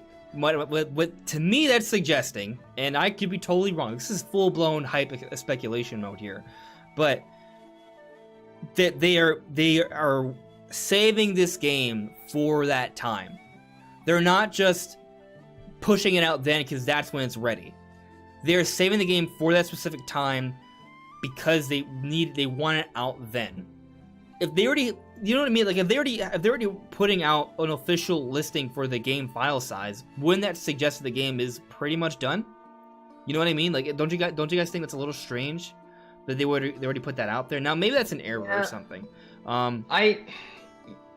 I mean, from what I understand, I don't think you would know until the game goes like gold or whatever. Exactly what the file size will be. I don't know if it's a placeholder. It's on It Nintendo.com. might website. be just relative. Like it might be close. It says something that was 8.8. pointed out to me, and I just had to double check on. Generations Ultimate, which is a port of a 3DS game, is 11.5 gig. Okay. Why is that? That's ridiculous. The assets are so low quality. I wonder why it's such a big file size. They did update all the assets, and I'm pretty sure it was done in a rush. So I don't know how well they would have compressed it. It's just sort of get it done, get it running, get it out the door. Yeah, but the other thing is there's not a huge correlation with file size and the length and content of the game. Like there's some, but like a lot of it comes down to compression, things of that nature. Like there are tons and tons of games that are like 10 hours long that have, or like they're like 6 or 7 times bigger than Breath of the Wild. Breath of the Wild could take you over 100 hours. You know what I mean? Like, so I don't want to pay too much. It's all dependent on like the quality of the assets, because like a 4K texture versus like something that's like a, much lower. Like some games use like 16K textures because they're like really big, so they have to be really high resolution, otherwise they're gonna look like crap. So you got this like 16K texture uncompressed on your hard drive, and a lot of games that use like voiceover, like raw audio files, can get very large. So that's another thing. So it's not really necessarily like the length of your game. It might be if a game just has a really high amount of assets that are really high quality, or like a lot of voiceover lines or pre-recorded video or things like that. Pre-recorded video is also something that can add a ton of extra space that you have to. Did you notice this game had voice acting though? Like a decent amount. It did. Yep. I did notice that. That for a Nintendo Monster Hunter, that's pretty rare. I feel like Dumo, I know you know more about Monster Hunter than I do. I've only played like some of the ones that come out on Nintendo systems, but usually the main character doesn't really have much of a personality. But this one looked like it did. Like that final scene, maybe I'm putting memories in my head here, but he was like saying something about saving his friends or something at the end. Like that felt like there's a bit more personality there, right? In the past, it's been silent protagonist. Yeah, this one's not. They speak. They speak kind of like their own language. It's just more grunts and whatnot. Yeah. It's not a real language, and this time here they're actually giving them a voice, which is something people are concerned with. Yeah. So I don't know. I don't know if I can say like, and I don't know very much about Monster Hunter at all. This will probably be my, I don't know. I said probably this will be my first Monster Hunter game other than like some demos I've played. Assuming you don't buy. You may decide it sucks and not buy it. Yeah, maybe. But I don't think so though. Buy it, yeah, I think you're gonna get it. We're gonna play together. I mean, it looks good.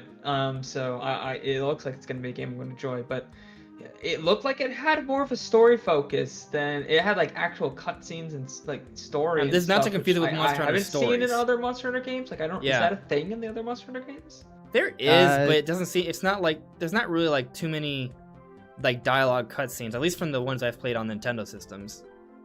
World was more story focused and 4 was more story focused. Maybe it's just evolving off those games. Maybe that's just a new standard for Monster Hunter games now. I think that's kind of where they're going with, because you went from 4 to Generations Ultimate, and that's basically just a like complete like greatest hits sort of version of Yeah. the game, where they just brought it back as many monsters as they could, and there's no real story. And then World, they were trying to do a more Western focused game, so they were trying to do more story focused, more like a faster game, more combat, more quality of life. They're also trying to bring it back up to like the actual current gen standards. So there was a lot in there. Basically, Monster Hunter World made Monster more mainstream, and I kind of see Rise being something that takes elements from that, so it could also have more of that mainstream potential. But I want to get to my point here, because I haven't actually gone to it. I've been like putting out little details, but I haven't gone to the point. So, quick shout out to Javier Munoz. 3DS's Monster Hunter always sold 2+ million its first weekend in Japan. That kind of goes to show that Monster Hunter Rise could definitely do really well. Justin McGee, thank you for the support, man. Yes, go Miami Heat. But, so let me get to my point. So, there's all these different things that are really supporting Monster Hunter to being a big deal. And I brought up the file size, not to talk about the file size necessarily, but if that is actually suggestive that the game is nearly done and they're waiting for it to come out in March, to me that says that there's a lot of purpose behind that March release. And considering the reports about a Switch revision and that that's the end of the fiscal year, and we've seen Monster Hunter launch alongside Nintendo revisions before. To me, this could perhaps be a hint that something big is happening at the end of Nintendo's fiscal year. Now, I've seen some confusion about this, and I've gone back and looked at it. I've looked at what was actually said by Shinjo Furukawa. He said that there won't be any Switch revisions for this year.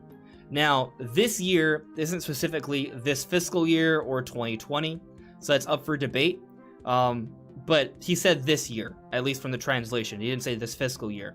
So, technically, a Switch revision could come out early 2021, and that could be for the fiscal year, and Monster Hunter Rise could launch alongside this Switch. So, considering everything we've been talking about, the 3DS being discontinued, and apparently developers being told to prepare for 4K, maybe all of this is sort of supporting the idea of a Switch revision actually coming out early 2021, perhaps this March, and Monster Hunter Rise will be one of the launch games. And it is on the re-engine, so I saw the trailer. I do think it looks pretty good, but there's also some parts of it that are a little rough around the edges, like the terrain seems to have kind of like a low poly count a little bit. That's my biggest issue with the game, graphically speaking, was the environments were... They really didn't do a good job of hiding that low polygon count, which I mean, it's very hard when you have the ability to move around like as much as you can. You can't like hide that as much as other games where you're just walking down a path. You can make that path look really nice, but if you can go anywhere, you gotta see the edges and the cracks, and you know. Doesn't look very good. Also, the lighting was strangely flat. I don't know if anybody else thought the same thing. But maybe a Switch revision will have a higher graphical set that will look better. Yeah, I would hope for like more foliage density. I don't think things like polygon count would be changed for a revision. But more like foliage density, draw distance, frame rate, resolution. Maybe there'll be foliage that will cover the little the obvious little like unrealistic corners. Nice. Maybe. Maybe. It depends on how much work they want to put into a version like that, though, because the easiest things to do would be like LOD transitions, bump the LODs out farther. If you don't know what LODs mean. Level of detail. Level of detail. Oh, gosh, I'm surprised like, with that one. Yeah, there you go. If you ever heard of things like pop in, when the distance when an asset is loaded in to its full quality or loaded in at all, that's called pop in or LOD. So they can up that really easily with a simple patch. Just change the levels and boom. Just do a little bit of testing to see how it runs, and it's not that hard. Resolution, same thing. Just up the resolution, do a little bit of testing to see what runs well, and then decide what resolution you should target. Things like that are super easy to do with patches. I feel like that's what most developers would do with like a Pro, and that's what most developers did with like the PS4 Pro and the X. They just mostly just raised resolution, but some of them did go the extra mile and added some new like graphical features. So maybe we'll see, more grass or better lighting or Yeah, better I mean, polygon counts on some objects. I'm okay with the terrain not looking amazing. I mean, the game still looks pretty good overall. My point is that it's already it is something that's definitely, you know, I would say a graphical showcase for the Switch. You know, like I said, there's some parts that are a little rough around the edges, and it's still early on. Maybe It maybe definitely they're doesn't still look blurry. I'll polishing tell it. you that. It looks Yeah, like it's. it looks I sharp. haven't pixel counted it, but it looks sharp. They might have so- prioritized resolution then. It's true. Yeah. well, Which normally I don't they- mind too much. Because they're shooting for 30 frames a second, so And there were and frame rate it's- drops in the trailer, but they're obviously Like- not done with the game, so. again, we're 6 months out. Generally, when we see a trailer, it's been built 3 months ago. You're looking at 9 months to Yeah, fix some and a frame lot rate. of optimization happens at the end of Yeah, so like development, so. to me, when I see a trailer like this, unless we're looking like 3 months out of the game, if I'm seeing any sort of frame rate issues, don't look at those at all. Yeah, because I don't really completely pay gone. attention to them. You're basically looking at like your art design, game design choices, changes in how it functions, new features, stuff like that. But Right. you know, even the resolution a little bit. If there's a bit of a problem, it's more of what are you targeting? Okay, and then when you get closer, if you're still seeing those issues, then definitely bring them up because it's not good. Yeah. But I don't know. Yeah, as the far last as- few months of development there's a lot of optimization, so frame rates go way up in that time for a lot of developers. So I agree. Don't And then worry too on- much. Andre's point, if we already know the file size and that means that they're done the majority of the game, does that mean that they're going to spend the next 6 months optimizing this? Is Maybe. that what's going to be happening? Maybe. Because that I would don't- be freaking And I do crazy. feel like it's weird that we know the final game file size so Yeah, I feel like early. that can't be. Maybe it's right. just I almost feel like it has to be a placeholder. Yeah, you could be right. I think it's strange. Either way, Or we're I getting don't think it Halo takes away from DLC. the. Yeah, maybe you're right. But either way, I don't feel like, even regardless of what that file size, I don't think it takes away from the point that it seems like there's a lot of purpose and intention behind this March 26th release date. That doesn't mean the Switch version comes out then. It could come out a few months later down the road. Maybe they want Breath of the Wild 2 to come out then. Now, I know some people might bring up, well, what if we have both Monster Hunter Rise and Breath of the Wild 2 come out in March? That would be crazy. I don't think that's realistic, though, because those are two really huge games.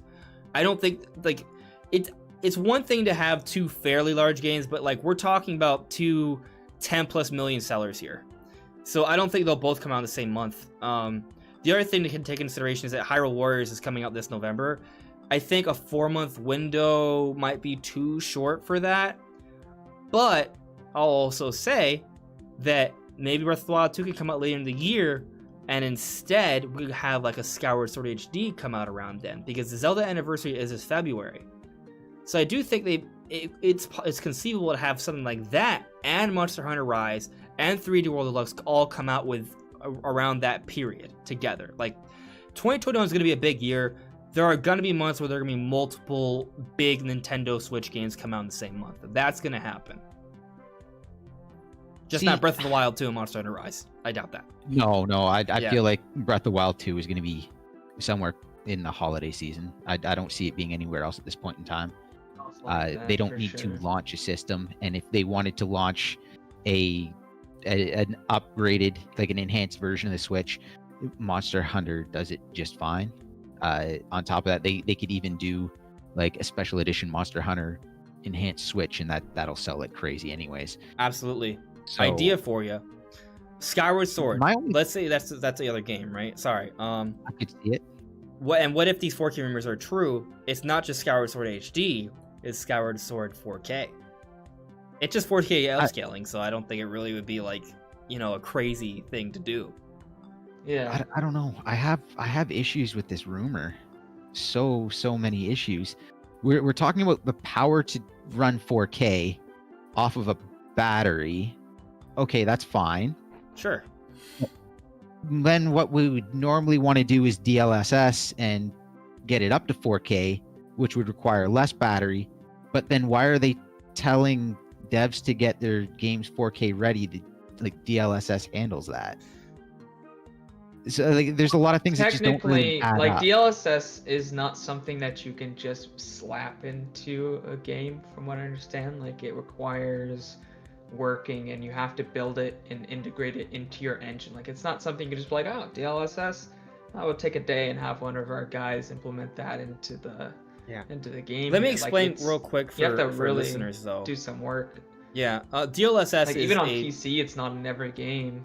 yeah. Sorry, Brian, I didn't mean to interrupt you. I just want to explain that real quick because some people might not know about it, even though we've talked about it before. DLSS is basically from what I understand, it's a relatively new graphical technique that can be implemented if the hardware is set up for it. That will take a lower resolution game and with artificial intelligence boost that resolution significantly with minimal additional power to do that. Yeah. It's Essentially, deep it learning- knows what the game should look like. It studied 16K images of this game and many other games, and it's an AI, so it remembers everything it's ever seen.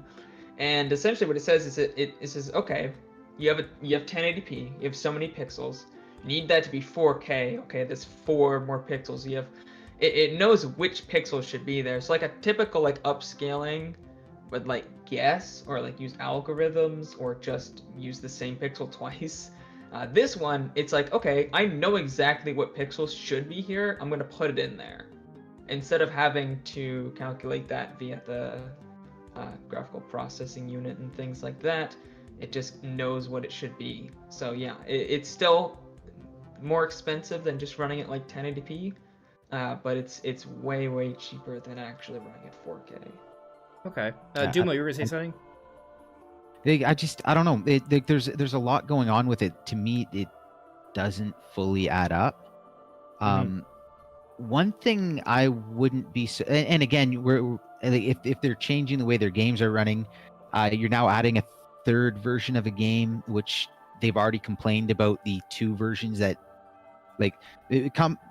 devs are already Gotta struggling get to used deal to it. between docked and undocked, and then docked undocked 4K, or docked undocked and then 4K and 1080p docked.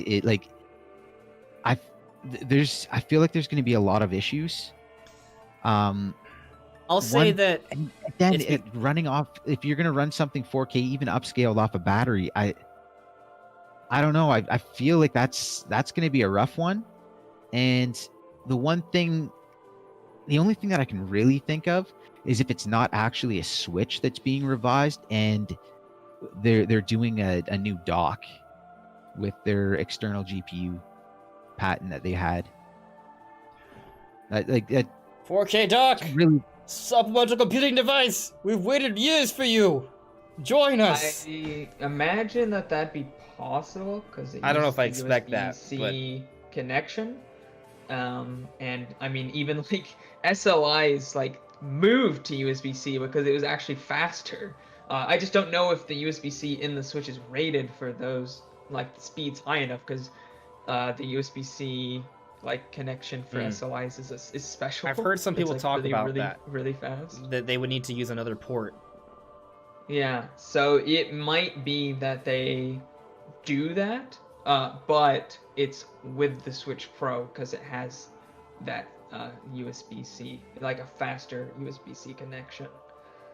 If anybody could pull it off, NVIDIA could though, because they're so good with that kind of technology. Yeah. There's a couple things I wanted to note with your points, Dumo. So in terms of like developers having issues with more like graphical versions of a particular game they have to develop for, it is more work. It isn't like they have to create a whole other version of the game, because I've heard that like within the dev kits there are like certain presets already there, so it kind of streamlines that process a little bit. I think they could just add more to that. Still more work though, to your point. But I also feel like it's kind of just becoming an industry standard though, because you look at you're gonna have cross-gen games, so you have base PS4, PS4 Pro, PlayStation 5, and then you have Xbox Series S, Xbox Series X, Xbox One X, Xbox One S.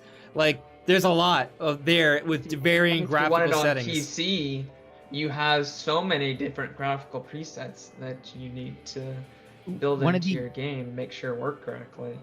one of the issues that devs have said, it's not so much even just the having two different versions, it's the abrupt switch when you undock the Switch. Yeah, that That's is causing issues. something that's different than the other ones. But I don't know. Makes sense. It doesn't seem like it's been that much of an issue, but obviously I'm not a developer. From one of the people People- I follow that talks heavily about Capcom, apparently it's prevented some of the ports that have been attempted. So it's not so That much that the they- game they can't just run on couldn't- Switch dock, It it's just that wasn't transition. working. Okay. Yeah, the transition was like just either I really have difficult to heard overcome some or couldn't be. issues, like I remember recently that Crisis remaster that came to Switch. It was gonna have tessellation. If you still don't know what tessellation is, it's like essentially a trick to make geometry look more 3D. So it adds more depth. So instead of just being flat, it's now looks kind of like it's going like that. You know what I'm saying? So it was gonna have tessellation, but some reason they couldn't get it to work. When it switched, it would like break, and so they just removed it because they didn't have time to figure out what the problem was. Patch So it in. there's like small issues, but for the most part, I haven't heard anything like it's major. I feel like it's something that it is can definitely be like worked around if you know what you're doing though. So maybe with a Switch revision, though, because there'll be more headroom, that issue won't be as challenging. And what will happen is that with the base Switch users, they're going to have a version of the game, but that difference in quality between handheld and portable will be less significant because they'll be focusing on that higher version for the Switch version. Does that make sense? Or I'm just speculating. I don't really know too much about this tech stuff. I feel like what would happen is what happened with the new 3DS, where they optimized completely for the new 3DS, and we're like, I guess if it runs, like however it runs, that's how it runs on the regular 3DS. It's available, but it's not gonna run good at all. They don't really care. I don't know if they can at this point with 70 million units. Be like, well, it's going to run terribly on 70 million units and whatever other lights they sell, and we're going to have it run well on, the lowest SKU we have. Whereas, like, I feel like the new 3DS kind of took That's what over. the new 3DS took over, but there was still a huge amount. Like most people still have the normal 3DS. I don't think the new 3DS sold more than like 20, 30 million. Yeah, it's still hard like to say. 50 plus million on the normal 3DS. So I feel like they took that and were just like, whatever. I think it's mostly third parties who can do that. I think Nintendo games will still run fine on all versions. But I think third parties though can be like, it runs good on the base Switch, kind of like it's playable, but it's really focused on the enhanced. I mean, that's what they've been doing this generation too. Like you look at like the Xbox original, like base Xbox One and Xbox One S, and base PS4. Like those versions of games are really rough, especially base Xbox One. Like sometimes there'll be games that just dip into the low 20s and they run like really well on I think it should be Pro, noted but that not on the normal ones. That for the casual gamer, a lot of these things that we deem as rough aren't as significant or noticeable to the casual mainstream eye. You know what I mean? Like, not Most everyone casual notices players frame can't drops. even notice like frame Yeah. drops. Most Yeah. casual players don't even care about like 60 frames per second. They're just like, what's the point? I'm perfectly fine playing most things at 30 frames. Obviously, 60 would. It's just nicer. I like it, but I don't need it at problems. all. I have no problems playing at 30 frames. Resolution game. drops, frame drops. So like the resolution drops in Xenoblade Chronicles 2 had no problems with it because it kept the UI sharp. I thought that was brilliant. I basically didn't notice it because anytime it was busy enough for the UI for the resolution to drop, I was worried about the UI trying to make sure everyone was still alive. Yeah. Frame drops. I know I probably went through more on Breath of the Wild than I actually noted, but I only had like 2 or 3 notable frame drops where it was actually bad, and I was like, you know what? Like, That's because there's a lot of times where it's like, did it drop? Did it not drop? I'm like, oh, whatever, I don't care. But then Yeah. there's one on the side of a mountain where it dropped probably to about 5 frames a second for about 3 seconds, and I was like, what? But it's so rare Never that when noticed it anything happens, bad it's back kind of then. more like, oh man, something crazy happened, and it's almost like cool, and then it's back to normal.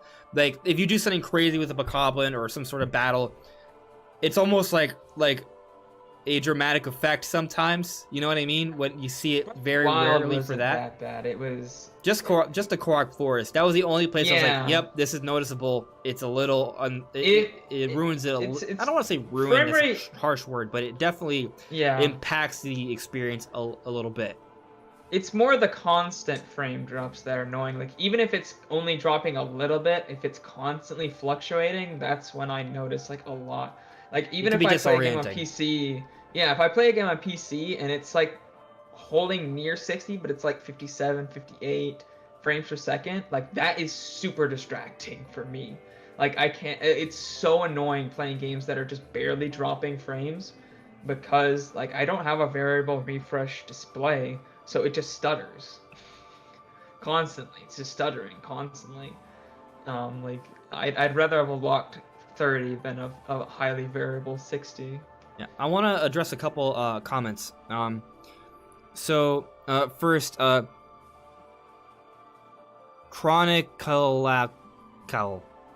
Sorry if I got your name wrong. Chronicalical. Maybe? I can't imagine you got it right. I hate you.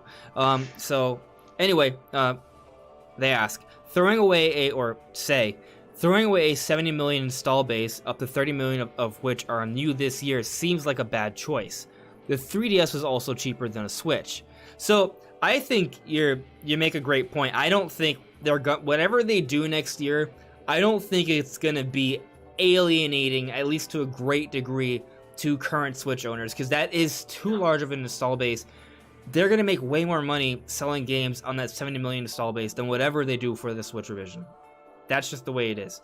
Now, is it possible that over time this Switch revision becomes a new constant, and eventually by the end of the life cycle there's more of this Switch revision than the original Switch? I think that's a possibility, but there are so many Switches out there already.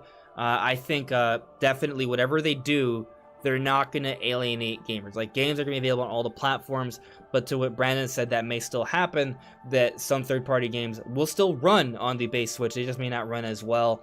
And as we've been talking about, for the casual gamer, that difference may not even be that significant. So that's And what I sort of think. I think they're going to bank on that too. Like, because one thing, you guys probably notice the same thing I do, where it seems like a lot of companies in the race to get games out, save money. It's like, is it running? Yeah. Is it running good enough? Yes or no? Yes. Okay, out the door. But it should be better. It's good enough, out the door. Let's go. Next game. Here we go. Because it's business. It's how the publisher does it. It's like the publisher's going to look at it and be like, you know what? That's good enough.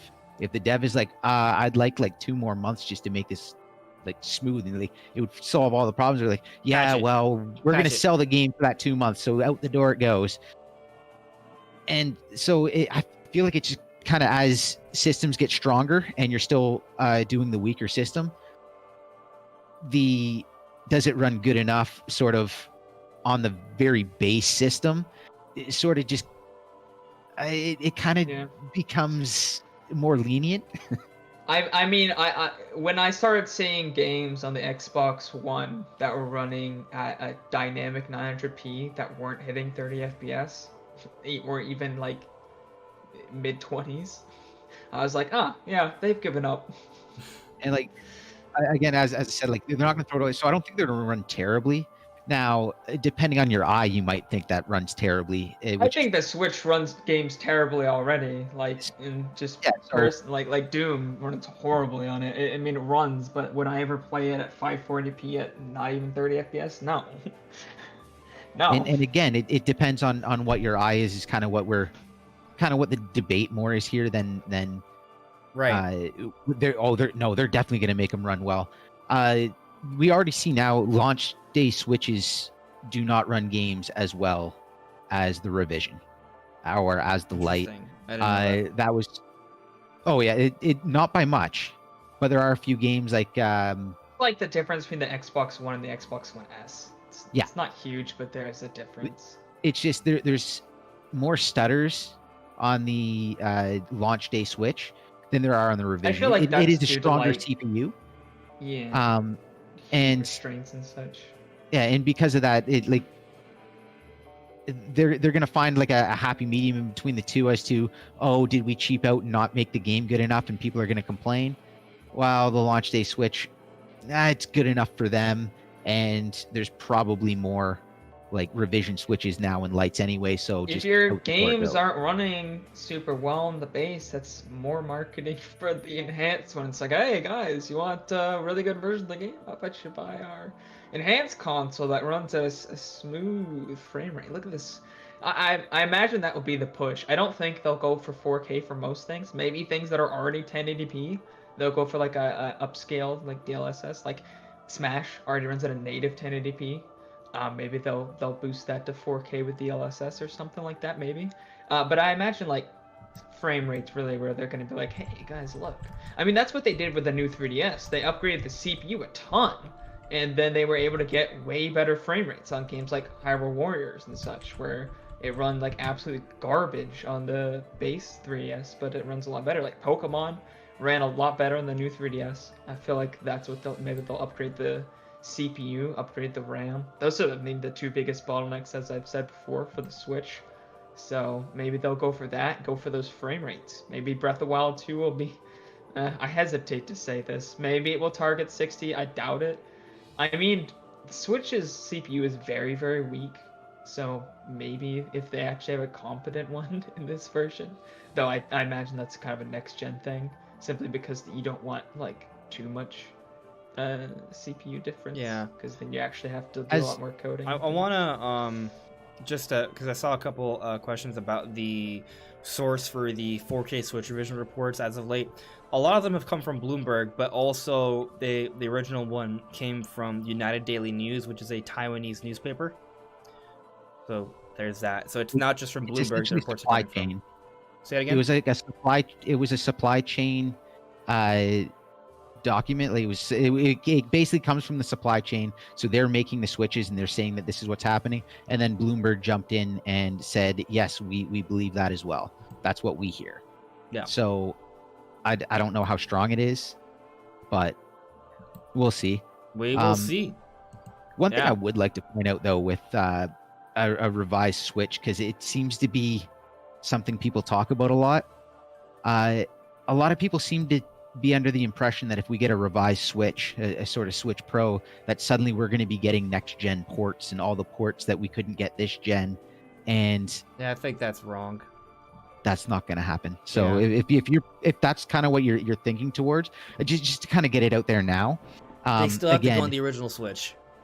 They're not going to 70 ignore that 70 million million. units. Yeah.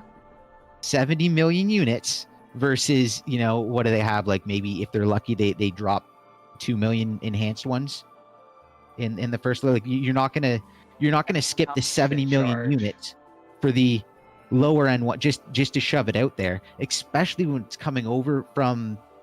You have to move it over to ARM.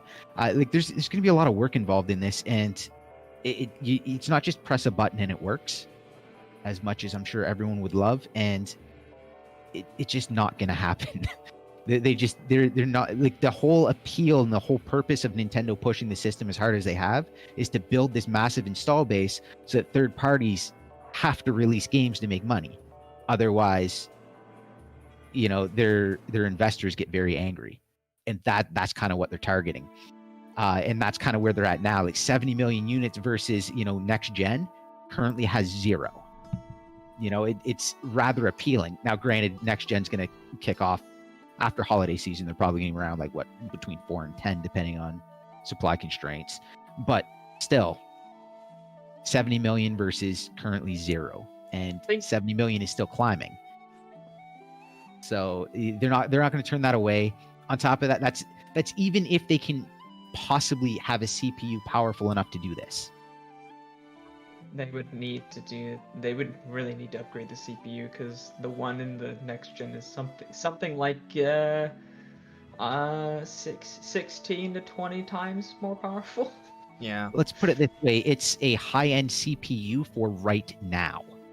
Like Well, it ARM, I doesn't don't touch even the know if one on ARM my can PC, match that but it's good. right now in a small form factor. Like it can do it in a supercomputer, but can it do it in a small form factor right I can do now? it in like a laptop, but obviously that has such bigger battery. Oh, that's the revision, power guys. constraints. Switch laptop. Switch to laptop. No, it has I two know because screens. the laptops Screens. already laptop technology is insane because they already have the RTX cards on there. Like Wow. you can get a 2080 Ti in there.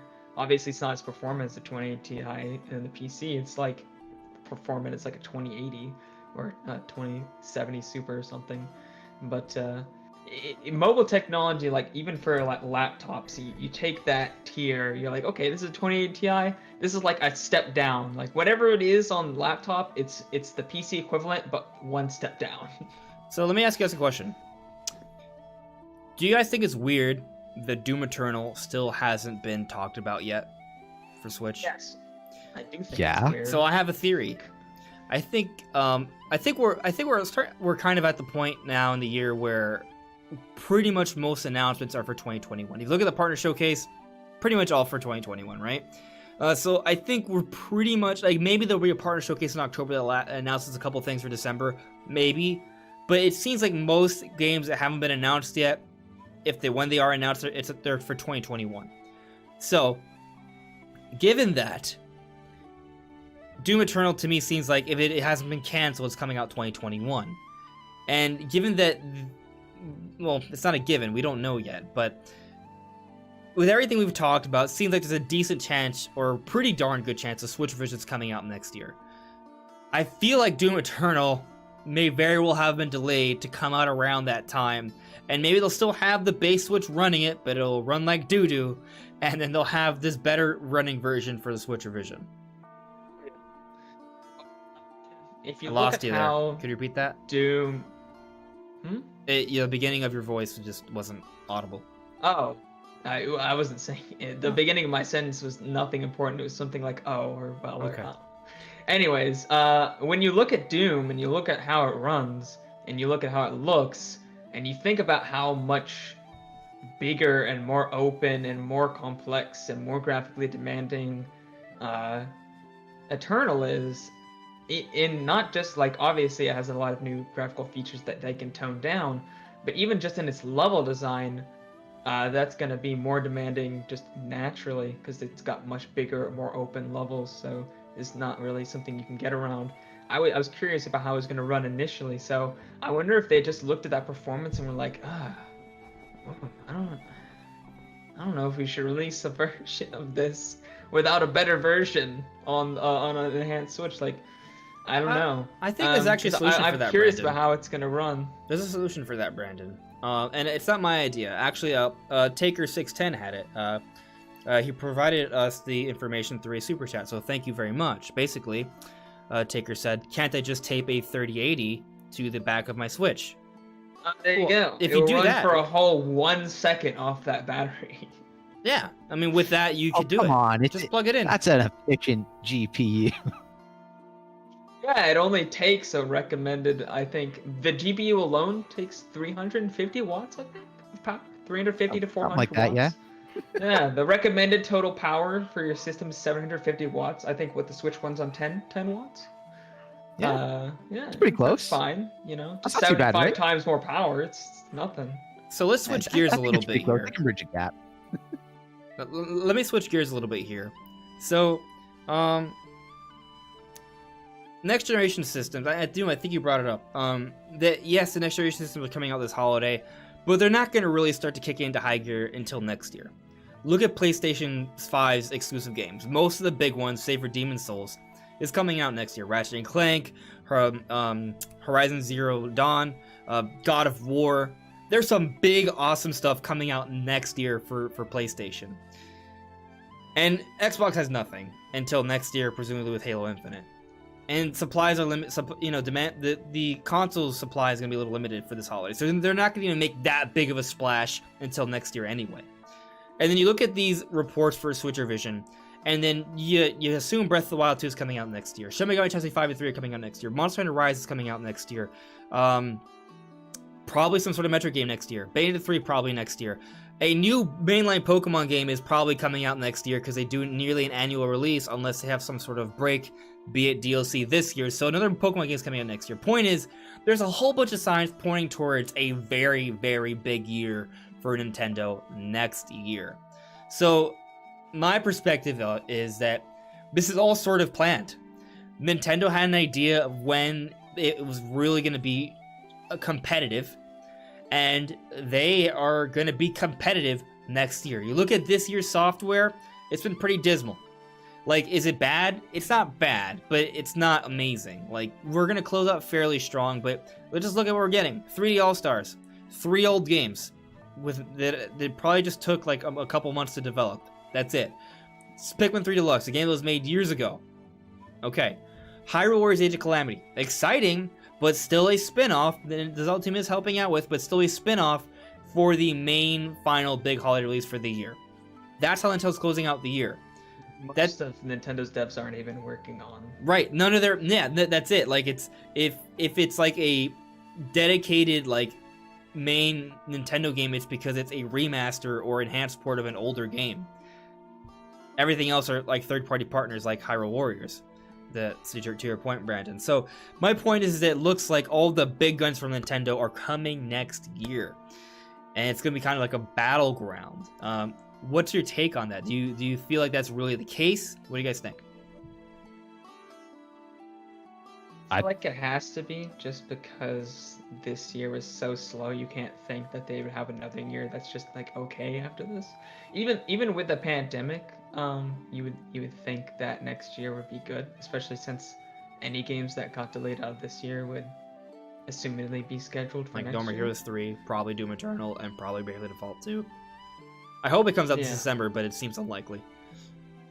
So, I mean, I hesitate to say it's gonna be as big as like 2017, but I think we're looking for at least a like 2019 kind of year, like a good solid year. It might even be close to matching 2017 if everything lines up well, but I think it'll be at least like a good year, like a really good year. I don't know if it will be like an absolutely amazing, outstanding, like 2017 is, some people argue, might be one of the best years in gaming like ever.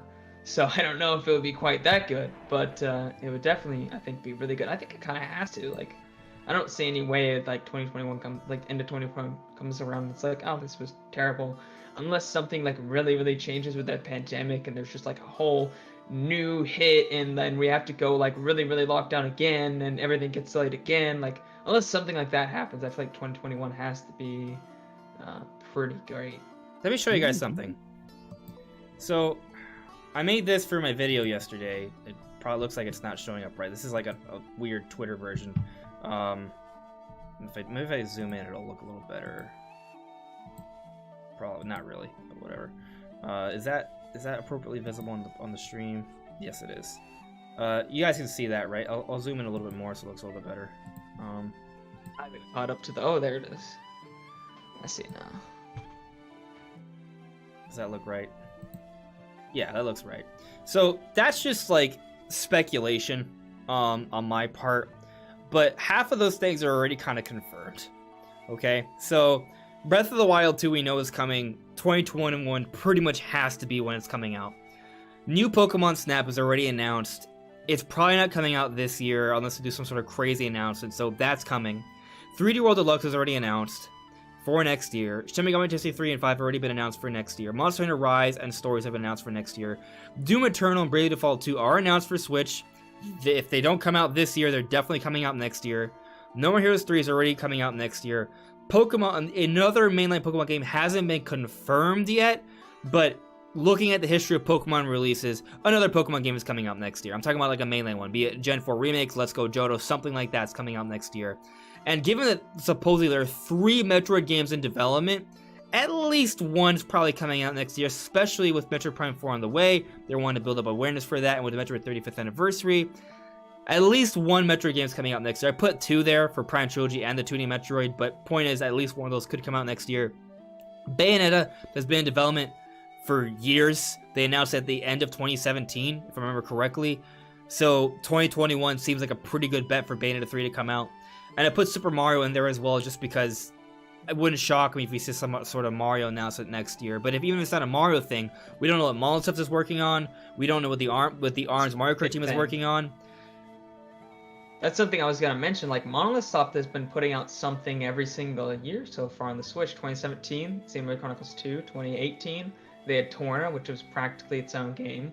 Yeah. I think 2019, I think, was the only exception where we didn't really get anything.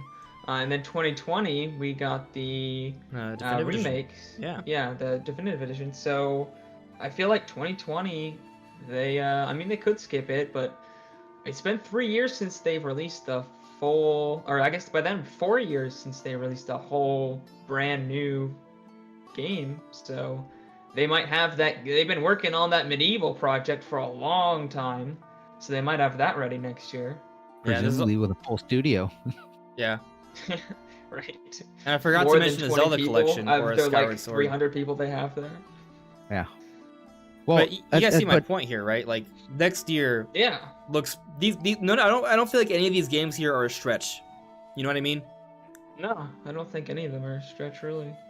It's just whether or not they actually fall. Like, I'm not sure if Metroid Prime Trilogy falls again. I've reiterated that multiple times, and we agree in parts and disagree in other parts. Something Pokemon pretty much has to drop. The only way I could see that change is if they've decided Game Freak needs more time finally, Oh, God. and they give us new Pokemon Snap as the Pokemon release, so the Pokemon company makes their money, and then they actually let Game Freak take some time to make and finish a proper game. Again, it's going to be something Super Mario. There's got to, like, if nothing else, what's that Mario Kart team been working on? Yeah. Might not be ARMS or Mario related, though. It could be something else, which to me is what I really want. But there's got to be something. Yeah. I don't know what that studio. What have they been working on? Mario Kart Since 9. 2017. Hold on It's to it till next been gen. long. Yeah. Like, something Metroid No More Heroes. Yeah. No. It all. And that's a big year. That's a really big year. The only thing they're really missing at this point in time, looking at it, just look again real quick. They don't really have a big multiplayer game in that. F-Zero, baby, with the Switch revision. Hey, who knows? 1440p, 60 FPS, here we go. And that's the thing. If the Switch revision comes and there's an exclusive game to the Switch revision, it's going to be first party. I don't think there's going to be any exclusive games. I really don't see it happening. Neither do I, but it happened with the new 3DS, didn't it? Yeah, and they stopped doing it because it wasn't a good idea. They immediately stopped because they were like, "Oh, this is dead. Yeah. This didn't work." Yeah, I'm gonna put our faces back on now, unless you guys want to reference this again. Hide my ugly face. I don't want people to see. That's okay. It's not that bad. Yeah. But I mean, the point is that the next year looks really strong. And I feel like all of that sort of ties into a Switch revision, because you look at 2017, huge year. Switch came out. Look at 2018, kind of slow, save for the holidays with Pokemon Smash Brothers. 2019, when that Switch Lite came out, there was a slew of games that came out in that period. A lot of games were really close together. A lot of really good games. 2020 has been slow. There's no Switch revision coming out this year. Next year is looking like another banger year. A very competitive year considering the competition. Like, they're going to be throwing hands next year. And Nintendo's going to want something to compete against your God of War, your Horizon Zero Dawn. Like, Nintendo's going to have to put out. Because if they have another year like this year, while Sony has the year that they're going to have with those games, Sony's going to kind of regain a little bit more market share, you know what I mean? So Nintendo's going to have to put out some stuff. Even if take Sony out of the picture, they have to do something either way. They have to come back strong in terms of software. Like, that's just kind of a given. And they're going to want to push that Switch revision. They did it with the main Switch, did it with Switch Lite, they're going to do it again. And the other thing we're not really looking at either is that doesn't show, like, there's going to be third-party games, some that got pushed, some we don't know about, that are now targeting next year. Like the 2021 could be a very big year. This is about the time that we're going to see games that were designed ground up by third parties for Switch. This is when we're actually going to start seeing them. And the Switch has been going strong for a little while. Square Enix had also said that all their projects were starting on the Switch. All their new projects were starting on the Switch to make sure that they could run properly on Switch, then being ported up to the other consoles. Now, it was also very late in the console's lives, and clearly they're not doing that for next gen. But Doubt Final Fantasy 16, for example. Oh, but that game looks so cool. Kept Switch in mind at all. I'll I doubt get a that will come to PS5 for Switch. that. Yeah. It looks amazing though. Yeah. But like, this is, and again, we don't know what they're targeting, because clearly, like, Final Fantasy is going to be pushing next gen systems, because that's what they do. Here we get another Final But Fantasy. then you have your other studios. You have Bravely Default. We still have what was the other one Square did that was really big? Dragon Quest 11S, Octopath Traveler. No, this Octopath. Octopath has a prequel, I believe, coming to phones, and then a sequel that is probably going to be on Switch.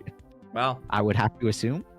And Oh, wow. that's like, and again, Bravely Default, like, that studio and the Octopath studio are supposed to be operating at opposite times of each other. That's how Square pays for their bigger games, is they constantly release those smaller games from those studios.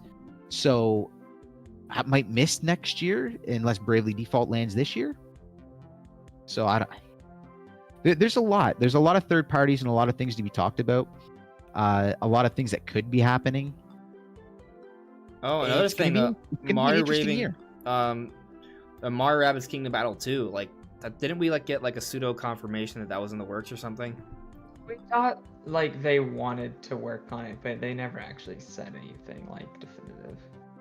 Yeah. They just said that they were interested in working with Nintendo again or something. Another interesting thing, we haven't gotten too many details about Beyond Good and Evil 2.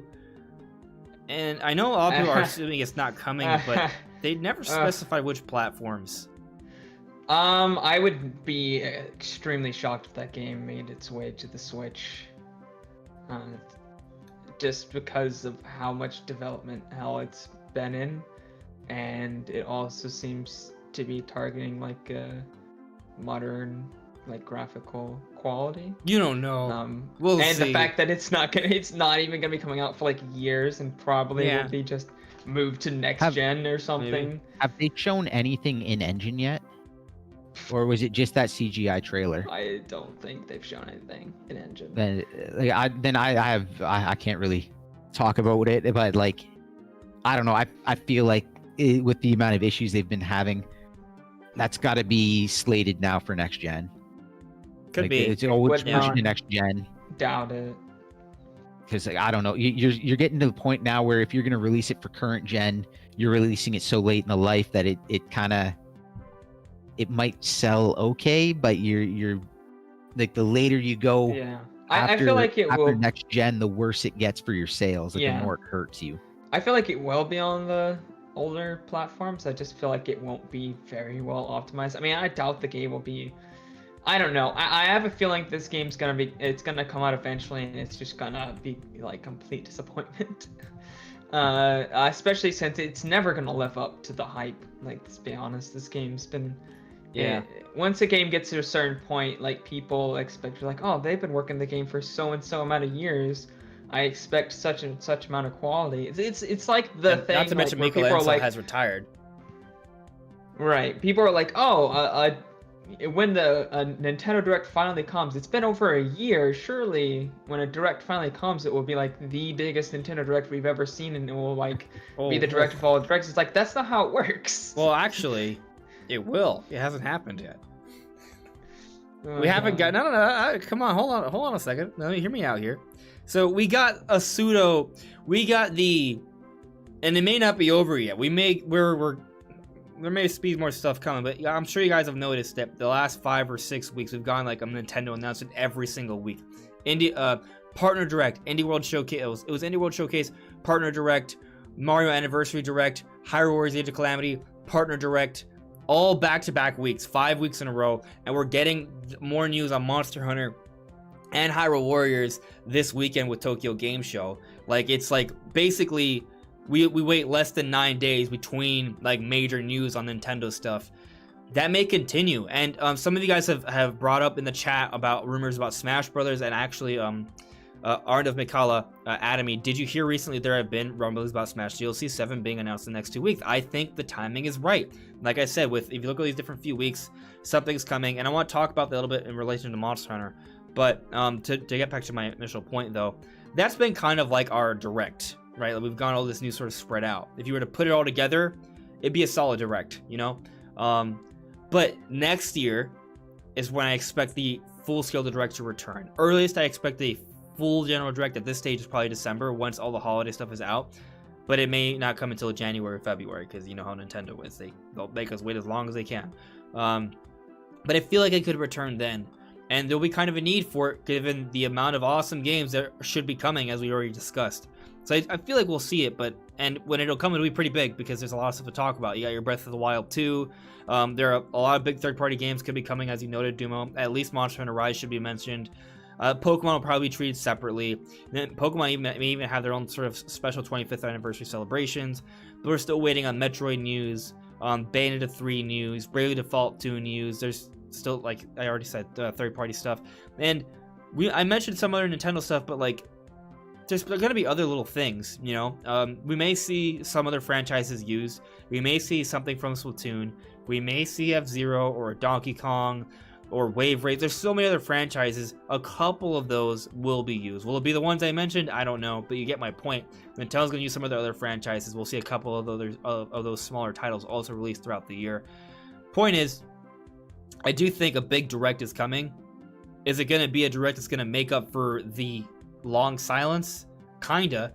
But it's going to be basically just like an E3 level direct, or like a hype January direct kind of thing. Not like a 2 years worth direct. Right. People kind of expect that it's going to be 2 directs in one direct. Yeah, we got two that. E3 directs in one direct. Like, Yeah. No, guys. It's not going to be a 2-hour direct where you get every game you've ever hoped for in your life. We're going to get a direct to talk about the stuff for 2021. We're not going to get a direct for stuff to talk about for 2021, 2020, and 2022. This idea of a big, huge, massive direct doesn't work. If the direct is too long, it drags on, people lose interest, and then they start not liking what was shown. That's just how it is. In order to have that, like, a lot of times when we talk about this, and like when people are rating directs, they'll talk about the pacing. You can't properly pace anything when you stretch it out too long. On that note, I don't think there is a big direct coming. I'm looking at this right now thinking next gen consoles are coming, and what's Nintendo doing as next gen starting to announce things? They're dropping news every single week. It's kind of like back when they launched, they dropped news nonstop. Didn't have to be big news, it just had to be news. They had to stay in the news so that no matter what happened, the most current news was Nintendo. They're trying to flood the market with news, and that's how they're going to stay relevant during the hype of next-gen consoles. They're just going to constantly be the company that announced something last. I think that's something they'll do for this year. I think that's something that they will change. Maybe not immediately, but I think they will change that next year. I think the main reason they're doing that is because they don't have a lot to announce. Like, if they came out with a full direct and were just like, this is what we have, like, it'd be okay, but it wouldn't be like that killer direct that everybody wants. Yeah, with everything they've shown, it wouldn't be amazing. That. Yeah. But I think next year they will have that. Also, you got to keep in mind that they don't like showing their really big games outside of like directs, like Zelda or like 3D Mario. Like, they wouldn't haven't seen that yet. A Zelda. Like, they wouldn't. They've never done that. Like, Paper Mario is a spin-off series. It's not really the same thing.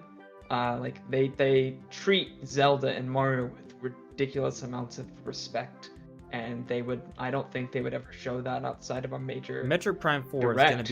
is gonna be got a gameplay reveal during a Nintendo Direct. I Probably feel like E3 and E3 Direct. Not they're going to saying do next E3. directs. Like again, like Hyrule Warriors was shown at a direct. Yeah. So No, it like, wasn't. was it not? No, it was Where- it was weird because they dropped the trailer for it, but they also had like a 6-minute presentation. Oh, yeah. Oh, okay. It was Yeah. like its own mini direct almost. It wasn't called. It was. But Just, it wasn't was a just. direct. It was just a Hyrule Warriors announcement thing, and Right. AJ Newman But came that's out also talking a that's little a bit about it. Yeah. spin-off game as well. Yeah. So we haven't seen, like, that's the one problem right now, is we haven't actually, like, they've clearly changed pace in their marketing for now. I don't know how long it'll last. I think most We of it has to haven't do with the seen a pandemic. big release yet. Mhm. And it's, I don't know, I feel like it's too early to say what they will do until we see that big release, because at this point in time I could see it going either way. I could see them sticking with this and just, here's a trailer, boom, even if it's like 4 or 5 6 months out, here's a trailer, later on here's a treehouse. It's really I think hard they to could do that for smaller games, but I think when they had bigger games, because keep in mind, like 2020, they haven't had any big games. Like, No. There's no game that you're like, okay, this like needs to be in a director. This is something that they would like have as their poster, game at E3 or something. Like they don't have any of those games, so they're fine releasing them in, direct mini presentations or just trailers. But we haven't seen like the Breath of the Wilds or the Mario Odysseys or anything like that that would really, like, you have to show that in a direct pretty much. Yeah, I think the truth is probably somewhere in the middle. I love saying that. So basically, this is what I'm sort of thinking, right? Like, look at the partner showcase we just got. There was a huge reveal there, right? But it was something that they didn't tell us Monster Hunter was going to be there. They told us if you could read between the lines, but they didn't actually tell us Monster Hunter was there. They allowed us to watch that live and have that surprise reaction. Monster Hunter Rise is a big deal.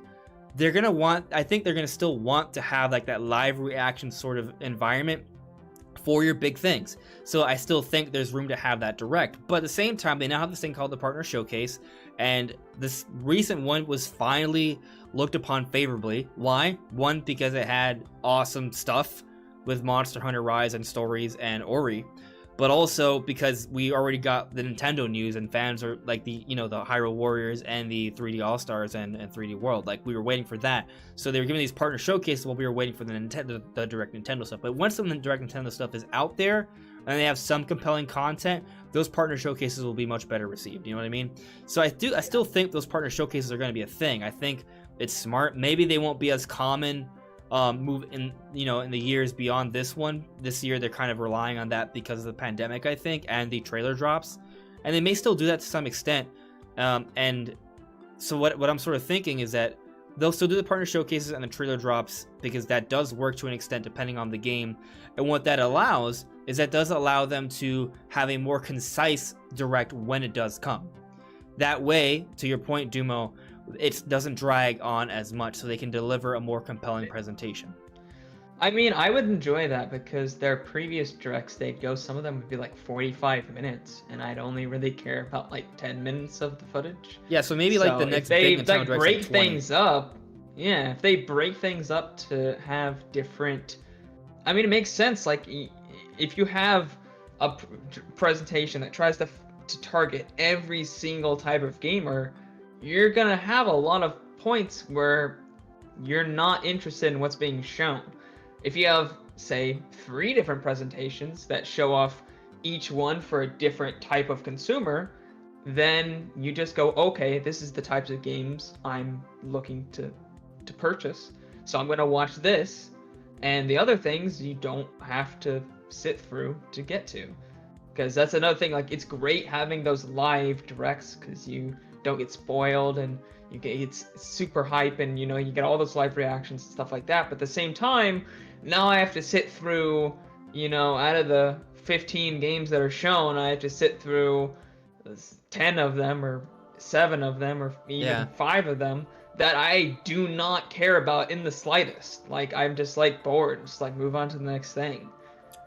So if they have different presentations or trailer drops for their smaller things, or they're different, just, I really like the idea of the partner showcases actually, and the indie directs, because those are things that they definitely have an audience. They're just not ones that are the people watching the directs, Yeah. or at least most of the people watching the directs. That's the other thing with like a long direct is you can only show so many games, and people only remember so many games. So Yeah. like even now in this last direct, like Ori was shown. There's not too many people talking about Ori, but that's actually a really good game to be having come over. Yeah. I might finally pick up both Ori games. Like, I'd pick them both up, except I'm going to be having Game Pass in the near future. Yeah, so I have it. I'll on just Game play them there. Pass, No sense in actually paying for them if I'm. it supports 100, high frame rates and high resolutions. So I heard the game could be at 120 on a 2D frames per second. platformer. Yeah, on the Xbox Series X and PS5. Or is it on the PS5? I don't know. But on the Xbox Series if you don't X, have a and the television or S, monitor to it's support gonna be that, it 120. doesn't matter. Yeah, you do. I'm looking to get one this year, and a lot of people don't have them. But 4K, 120. I guess that would be the 120 hertz refresh rate you would need in order to actually see 120 frames per second. Yeah, I mean, that'd be awesome. So let's move into the final part of the discussion here, Monster Hunter Rise. We've already talked about it throughout this discussion, but one thing I want to address before we delve into like the details of Monster Hunter Rise is some Smash DLC potential. So we touched on it earlier, but this character seems to have a little bit more personality than previous Monster Hunter games. Yes, there's already a Rathalos in there, but given how much focus Nintendo's placing on Monster Hunter, we've seen how they handle the Smash DLC. It is 100% absolutely a big part of their marketing for their other games. Absolutely. So it wouldn't shock me if one of the third-party reps is this main character from Monster Hunter Rise. I would it's not be not surprised out of the at all. question. It would not be my first choice, but neither would a lot of the DLC. Yeah, I'm not saying that's gonna be the next character. For the reveal, by same the way. reason, there's a Fire Emblem character. I feel like a Monster Hunter character could be there just because Nintendo's like, we don't really care what you want. We care what's marketable. I mean, they do care what we want. I think it's a mix. They give us most of the it's a mix. Most of the DLC you can tell are things that fans have been asking for a long time, like Banjo, Hero. All those kind of things, like those are the ones that you can tell, like they really put a lot of thought into those. But then you get characters like Min Min was great, Min Min Yeah. for sure. And then you get characters like the Fire Emblem character, and you're like, oh, why? I mean, I was Fire cool with Emblem it. character? I Why love did Fire we Emblem do Three this? Houses. I thought it was great. I wanted not Elma. Elma's from Xenoblade X. Right. But if you think about like generic complaints about Smash, too many Pokemon, too many Fire Emblem characters. Those are like the two biggest complaints people have about the roster. And then Nintendo's like, yeah, we don't care about that. We're adding another Fire Emblem character. Now, as far as Hunter goes, that's something that people were suggesting and asking for even before we saw Rise. That's been asked for a long time. Yeah. That was actually one that I saw come up in discussions around like the first pack, the first Fighter's Pass. And so it wouldn't surprise me at all, especially when you now add in also the wire bug. That makes it a little more bit more gameplay interesting. potential. Yeah. Yeah, it allows for more combos, more interesting things. I feel like that's one that they could really do a lot with. My only concern now is if they were to announce that now and say that the wire bug is in and all this other things, like how much access would you have to give someone like Sakurai and the team to what's going on in Monster Hunter Rise in order to actually get a good solid character and a good version of it? Definitely they have a playable form of the game already. We've seen him get early. He's told us about getting early builds of the game, so I don't think that's a stretch. But I'll also say that with Monster Hunter Rise, I don't think that this DLC character. I don't think if there is a Monster Hunter Rise character that it's gonna come out before the game comes out. I think there's probably a better chance it comes out after the fact or closer to the release. So my point is, I don't think this next character reveal is gonna be a Monster Hunter rep. Now, if it is, I mean, it does kind of work out in terms of timing because the game was just announced. They're going to get more details for Tokyo Game Show. So let's say there's a character announced this week or the week after. In terms of the timing of the announcements, that will start up even more conversation about the character. So it might work out really well. It might not be the next character. It might be like a little bit down the line, because Right, and that's fine. Fire Emblem character came out what was that, 7 months after? They waited till the DLC game? came out. Yeah, so if 7 months after March, putting it was like September, October. Yeah. There's 5 options. It really could happen at any point. But if it happens, as long as it happens like within a year, I think it still has that impact. That said, if we go back to Hero, when Hero was announced, Dragon Quest 11S was already known, but they also showcased that. Hero, I want to say, came out before Dragon Quest 11S. Because Dragon Quest 11S came out in September, Hero came out in July. Yeah, so it came out before. So it could... I can see it could happen. Like, they could do it before, they could do it after. Either way, I think it could work. It's hard to say for sure how they'll do it, but I think it's definitely in the cards. Absolutely. It depends on if, like... I don't know, if they have it to where it actually focuses on the new character, if they maybe I feel like it has mostly to be based off of older characters. No, I think it's or a 100%. mix. It could be a mix, but a lot of characters are mixes, so it just like has new elements that are in the new game, but it's still a lot focused on older games as well. A lot of characters in Smash are like that. Yeah, I think Dumo, you'll agree with me on this one. With Monster Hunter, there's different weapon sets, and as we saw in the trailer, there's a whole bunch of different weapon sets they were already using. They could just do a sort of like, they can combine those weapon sets, which would pay homage to the series overall, because those weapon sets have been used throughout the history of the series. And then they could just have different armors that could be representative of common series staples, like a Rathalos armor, for example, or a Raytheon armor set in there.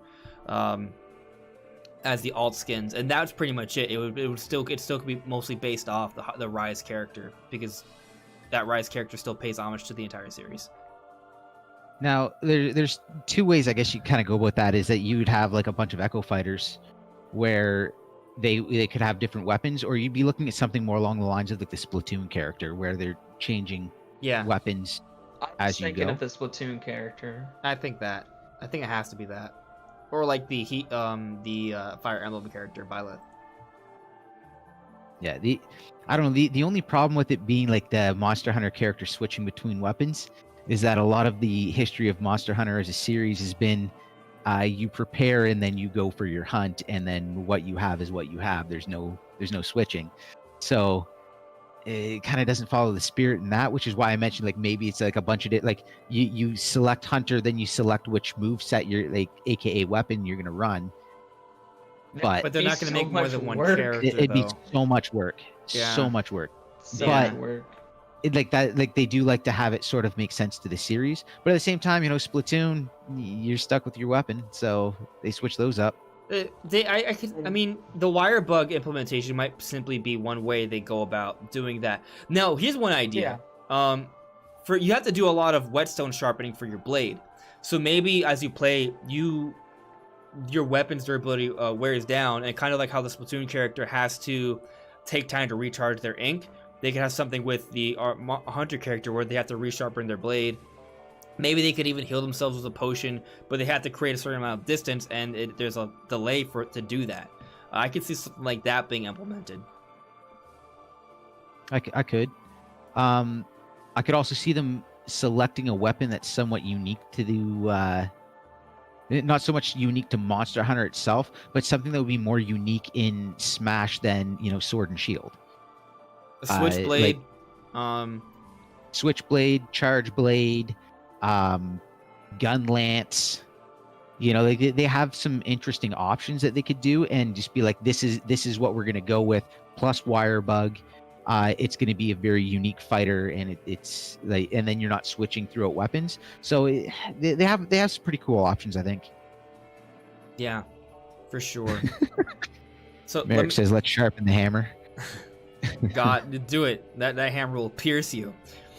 So, DE Fox added me Cinderace for Smash. Whoa, man. I mean, like, I love Cinderace, but that would be another fire Pokemon as a playable character. Oh, I think there would be a lot of salt there, but definitely Cinderace is a very cool Pokemon. Ronnie Fazio added me. A Monster Hunter is quite possible, though I'm not sure because Monster Hunter are more so about the awesome Monster Hunter designs rather than the avatar main character. Yes, but that's also why I noted that when the trailer, this particular character seems to have more personality than previous hunters. So, I mean, we'll see. An actual voice. Yeah. So, I guess... So it's possible. It's possible, but we'll see. But let's now transition to talk solely about Monster Hunter here, because we haven't really delved... We touched on it, right? But, Dumo, you are the Monster Hunter guy as far as I'm concerned. So give me your thoughts on this. I really want to hear your specific thoughts on this game. It looks really good. There's a lot of really cool things going on in it. The wire bug, the traversal, it all looks pretty interesting. I think the game looks fantastic. There's so many things they can do. They've shown off a wide variety of monster types. The Palamute's very interesting. People are pretty excited about that. It looks like it's going to be delving more storyline. So, it looks like it's going to be. There's people are discussing the rumor, or sorry, not the rumor, the theory that it's going to be happening on a part of the Monster Hunter world that we have never actually seen. So, so you have like old world Monster Hunter, you have world, which is new world Monster Hunter, and then in the southernmost part of the map there's another area that we have never been to, and there's a fan theory right now that that's where we're going to be going into, and that's why it's so Japanese and so different. It reminded me of Ghost of Tsushima, actually. Especially that, like, the grass there with like the white flower things. It just feels of that in Ghost of Tsushima. So I was like, oh look, it's Ghost of Tsushima on Switch. Yeah. Tell you what, if they announce Ghost of Tsushima for the PlayStation Plus, I'll be like, all right, that's it. PS5. I'll just wait 2 months and get that. PS Plus for a while. Ronnie Fazio added me. The most important thing to think about, though, does the hunter bring the doggo to Smash Ultimate? That's an interesting thing. Or the cat, maybe both or something. Like, that's a whole other gameplay element to consider. Never mind Smash, but just this game. Like, you have a character or a creature for traversal now. That's super cool. And again, that's another thing, just kind of sort of throw that back towards Smash super quick, is that Merrick said, what about the Palico for Smash? That was something that was playable in Generations Ultimate for the first time, so you could actually play as a cat, and that would be rather unique too, with a bunch of different weapons, yada yada. That'd be interesting. Very, like, it's a very noticeable character. Like, in that trailer, in the Rise trailer, when the Palico showed up, it's like, yeah, that's about like as Monster Hunters you're gonna get. Even like, and I know a lot of people were kind of confused with the Palamute running through, and they're like, it kind of looks like Monster Hunter, but what's this? And it's really when the Palico shows up where you're like, there is no way this isn't Monster Hunter. Yeah, and that was the same for like a lot of people. I unfortunately may have been spoiled before that happened. My big thing. Yeah. So like, I was spoiled a little bit. Now, it was also a lot of fun for me because when I was watching, I was in Discord with the hunters from my Discord, and we were all chatting in voice chat. And when it started up, my first reaction was like, really? They're starting with this? Like, what else are they going to show in this direct? A double Monster Hunter. And they almost had to go first because they had the direct. They had a Monster Hunter direct right after, so they basically needed to. Yeah. But I'm impressed with this game, dude. Like, I think the game looks good. The more I watch the trailer, the more impressive it looks. I still feel like it is a little rough around the edges, but overall, it doesn't really matter that much to me. I'm more excited about the gameplay because you have the dog that you can move around. That's going to really speed up the gameplay there. You have something to run around the maps with a lot of speed. But not only that, like, it's now open. There's no more loading segments. That's going to speed up gameplay as well. and then it's Breath of the Wild. It has the Breath of the Wild mechanic of being able to. It seems like be able to climb pretty much everywhere, and that wire bug's going to speed up gameplay, give you more acrobatic ability, which I know they've played around with before, but now it's going to take it to another level. All of that just makes the game seem a lot more modern and faster paced, and I think that's going to be really exciting. And on top of that, I haven't actually gotten a chance to play Monster Hunter World. Another reason why I may want to get a PS5 with PlayStation Plus so I can play Monster Hunter World through that. But the seeing monsters fight each other now, that's awesome. Like, you can use that as a strategy now. That's a super cool other like little wrinkle to the gameplay that I'm excited to see. You guys probably have way more to say than I do, but the things that interested me and made me look at and be like, oh, I actually want to get this game, whereas every other Monster Hunter I've been like, oh, this looks cool, but it's not really for me, is that it actually, you know, the map not being in loading segments is huge for me. Like the focus on moving around the map and exploration, and like the map just not just being mostly just a set piece. Is great, because every time I looked at Monster Hunter and when I played from the demo, the map itself just looked so boring and just like there just for monsters to be in. It wasn't really like interesting or part of the gameplay or anything. Like, and obviously those loading screens. Why would I don't like? Obviously I want an open map, so that was awesome, but the focus on like story and voice acting was huge for me, because I don't really enjoy games that just are like levels or like missions and not really any kind of like story to them. I play those games and I'll play a few missions, but I get bored. I need something like a story to pull me through the game and like make me actually want to keep going. So those were the biggest things I looked at. And I was like, okay, there looks like there's actually a story. And the world actually looks interesting, and there's exploration, and there's not those loading screens in between each teeny tiny little area. So where I have to go through like 5 loading screens as I'm hunting this one monster because he keeps escaping. Those were the biggest things. Where like, okay, this might actually be a game I want to play. So something interesting to what you said is that when I was watching the trailer, it looked pretty good. Like, there was a lot of things like, oh, it's open, oh, you can climb, oh, this is all so cool. And then I noticed that there was dialogue and there was cool cutscenes. I was like, hold on a second. They still haven't showed off anything multiplayer. Is that the sacrifice here? Is this a single player only Monster Hunter? They did confirm multiplayer later on. They did show off multiplayer in the when they were talking about the Palamutes. Yeah. And the Palicos. I don't know if that was in the actual trailer, but when they said you like 4 hunters and you can each choose a partner to go with, so that's definitely been shown. Yeah. I was just so impressed with what they were showing. I felt like there almost needed to be some sort of catch, and I was worried the catch was no multiplayer, but I was thinking that there's no way, because that's actually the big draw for Monster Hunter, to get into a party of hunters and hunt together. So I'm glad that that's there, but I have something for you to watch out for then. Oh, okay, go on. There might be a catch that doesn't look good, but it might also be nothing. So one thing that was brought up is that the English version and the Japanese version have different languages, which seems to say that they're different in different regions. So Merrick checked for me because he has a bunch of different accounts with different regions. If you have bought a game and it is the same throughout all regions, you cannot go to another eShop and buy it. Monster Hunter is different in every single region.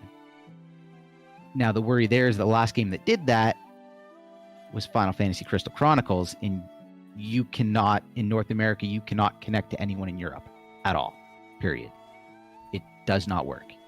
It is completely held separate, and you cannot connect to them. So the friends that I have across the ocean, like in another region, I 100% cannot connect to. There is no way possible. With Crystal Chronicles. Now, Crystal Chronicles. Generations Ultimate did not connect with Double Cross, which was the Japanese version. They were different games. Yeah. They were region locked.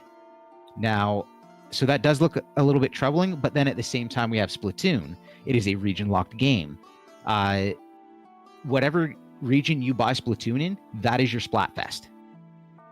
Okay. Doesn't matter where you are. Your region that you purchase is your Splatfest, but you can connect to people all over the world.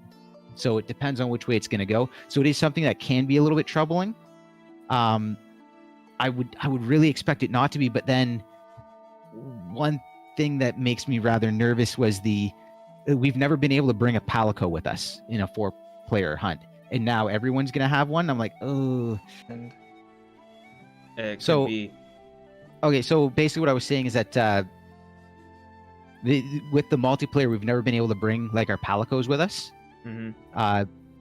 And my concern is now it's like everything's separated by region, and now suddenly we're going to have our character plus an AI character for every single one. So they're adding an extra 4 AI characters in. My concern is that in order to speed up the online, that there is a possibility that they region lock the multiplayer, which I really hope they don't, and I wouldn't expect it. imagine it since is possible. those Hmm. characters are just like support characters, that they might just simplify the amount of information actually being sent about them, because you don't really need to know what they're doing as much. Like, you need to know like if somebody's being healed, but you don't need to know the exact positioning of Yeah. like the Palicos. You just need to know that they're there and what they do. So they can be anywhere and it doesn't really matter as much. So I imagine they'll just kind of simplify like how that is. I wonder if the reason why that's not a thing on the 3DS is simply just limitations of hardware, not actually like online. Yeah.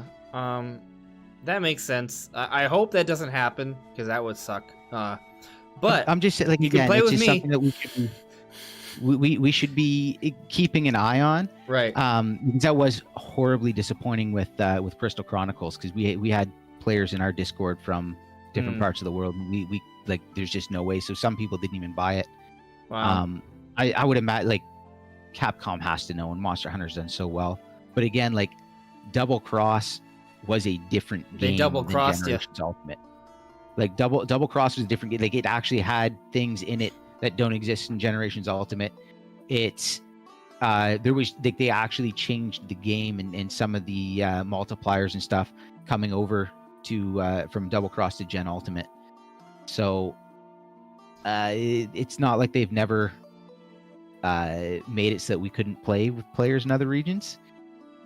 So I don't know. It's just something with me, especially with the games actually being different in every region. It's a little bit concerning to me. Right. Doom, I have a question for you. Yep, go for it. Okay, so I see that Merrick said this in the chat. Sorry, but what Palicos does is very important. And I'm assuming this is in reference to what Brandon said, how he doesn't think that their importance would impact things in terms of representing them for every single person online. Yeah, Palicos can heal all players. right. So like when you go online in a 2-player game, you can each bring your, like if you're online with, there's 2 hunters online, you can each bring your Palico. They will heal each other. They will also hit the monster, and they can actually do things like cut tails, damage parts, KO monsters. But I guess the point is that from Brandon's point is it's that all can still happen without necessarily showing every little detail, and you know what I mean. Like they don't have to like have like the AI like represented exactly as it is in the game. Like the positioning can vary a little bit. It can change how healing works. It can change how tripping works. Okay. So if it's on my screen tripping you and you're tripping, and there's nothing around you, it's like what, like it is going to cause some confusion. I feel like they'd want them fairly accurate. Okay. So You can still simplify it. Like, you don't have to have every single exact animation sync up perfectly. Like a lot of online games where it has to be like frame by frame. It has to be, you know, exactly how it is. Like you can Typically probably how just estimate Pretty it. close. Typically how Monster Hunter works is everything involving the large monster and everything involving the hunters is synced up, and then it's the smaller monsters and the environmental stuff that is different on screen. Okay. Well, I still like the idea of having like 8 fighters against a giant monster though. Like that does sound cool. Yeah, I understand the potential region locking here, but hopefully that doesn't happen. Either way though, like 8 fighters it's gonna be awesome to see on screen. I would hope it's not too much of an issue. Again, like Splatoon, you have 8 human controlled players at a time. But again, it's just a matter of that it is different throughout each region and is a different game. I tweeted at Monster Hunter. They will probably not respond whatsoever. Gaijin Hunter asked about it. I asked that, so I mentioned it to him because he asked if it was different in different regions. Confirmed that with him. He's been tweeting like crazy and he's getting like 30 replies per tweet. So if he even notices it, who knows? But if he were to ask, he might be able to get an answer. It's just something we might have to wait. And that's the other thing, like Final Fantasy Crystal Chronicles didn't tell us. We found that out on our own. And people kind of raised the alarm, but it's like they won't say anything until after the game is out. And it's like, oh, we didn't know this was a problem. Sorry. So here's another interesting point in the chat. Cypherblade said, I'm worried hunts are going to be too easy now with the AI assist, especially with 4 players. No. You don't think so? They'll scale it. If you're going to have 4 players plus 4 palicos or palamutes, they're going to scale the monsters. So they're going to hit harder and they're going to have more health. Well, that's another interesting thing. You have to choose between. Hard. You can't have both. It's one or the other. What do you mean one or the other? The dog or the cat. You can't use both online. No, but you're gonna have like everyone's gonna have one or the other. Right. So, I would imagine most people are gonna have the dog just for quick traversal. Right. But how much does it offer otherwise to the combat? Because the cat's can help a lot in terms of fighting. The dog will too. Yeah. It has a weapon. Okay. They're actually referring to the dog as more attack oriented, and the cat as more support. Okay. I feel like everyone's gonna use a dog.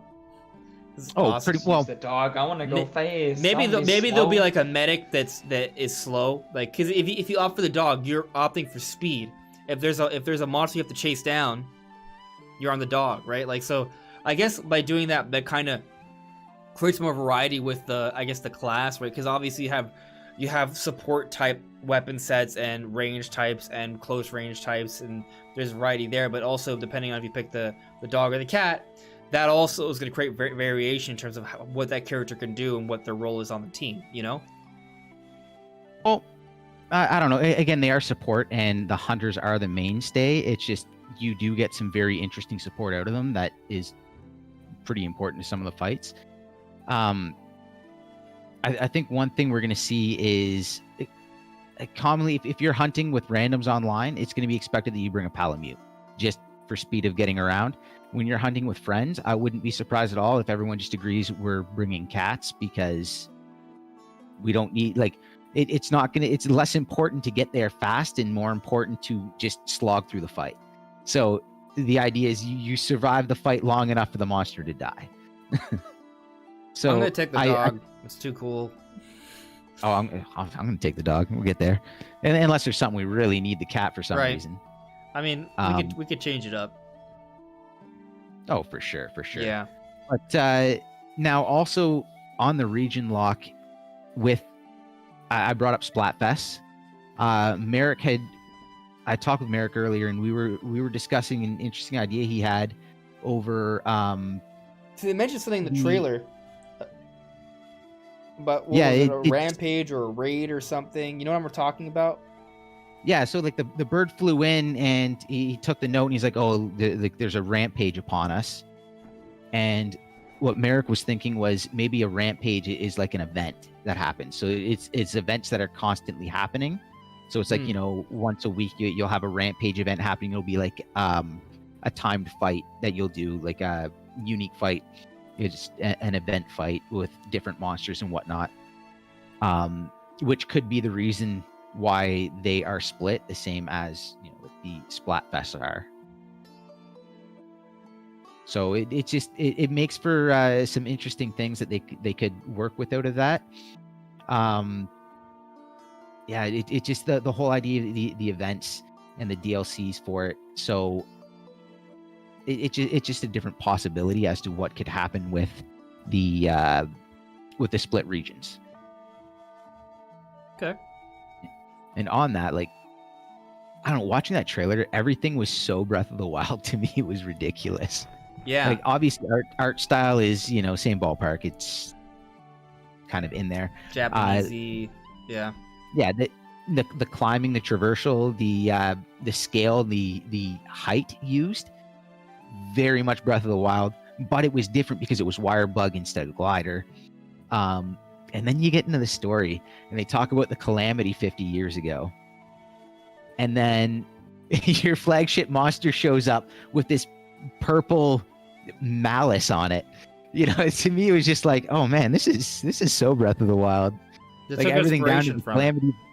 Yeah, like it even looks like malice on your flagship monster, which is probably going to be their new hyper for this gen. I wouldn't be surprised if it's like infecting them or whatever with Yeah. for lack of an actual word. I'm using malice because that to me is what it looks like and reminds me of. What's funny is Horizon Zero Dawn, which came out like it was 2 weeks before Breath of the Wild, also had like this mechanic where there was like an infection amongst robots that would like turn them evil and make them rampage. Yeah. I don't know if that's like a common like Japanese thing. I don't know. I feel like it's a common, easy answer for a lot of different things. There was there's hyper monsters, so like they'll have like I guess a purplish kind of mist around parts of their body, and when you hit those parts of the body, you'll build gauges faster. So there are advantages to fighting them that way, and that was a pretty big thing in Generations. So this could be something similar, just kind of their way of doing it, and just a different lore way of handling it. And you also have what's it, Gore Magala, I believe, where it has the I don't even know what to call it, but again, it's the same sort of thing where it has like an infection, and then it can infect the hunter, and then at different levels of infection, it would affect them more. And it's nothing to begin with, but if you let it build up, it becomes more dangerous. So it could be all sort like the whole infection looking thing. Like it creates interesting mechanics, and mechanics that are that are not uncommon for Monster Hunter. It's not unexplored territory. Cool. Very cool. So I feel like it's getting a little late. Any final thoughts you guys want to put out before we call it a night?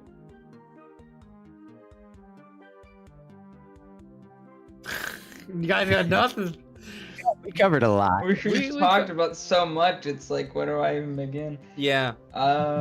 Yeah. I mean, I'm excited to keep playing. I mean, excited is kind of strong. I'm happy. Content to keep playing Super Mario. Content to keep playing Super Mario 3D All Stars. I'm kind of excited to start Galaxy again because I haven't played Galaxy in probably like 10 years. Maybe not 10 years. Maybe close though. Probably like 8 years at least. Maybe even 10 years, honestly. It's been a long time. So Galaxy's kind of, I have excitement for Galaxy. Maybe I'll try Sunshine, see if that's any good. And of course, got nostalgia for Mario 64. And next year, hopefully, is good. I'm looking forward to Monster Hunter Rise. It's gonna be good, man. The first Monster Hunter game I get.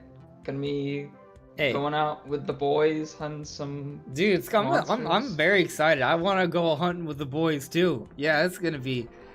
Especially if that raid thing's like an event, like if there's like a weekly thing or an event thing, that's gonna keep me coming back to the game too.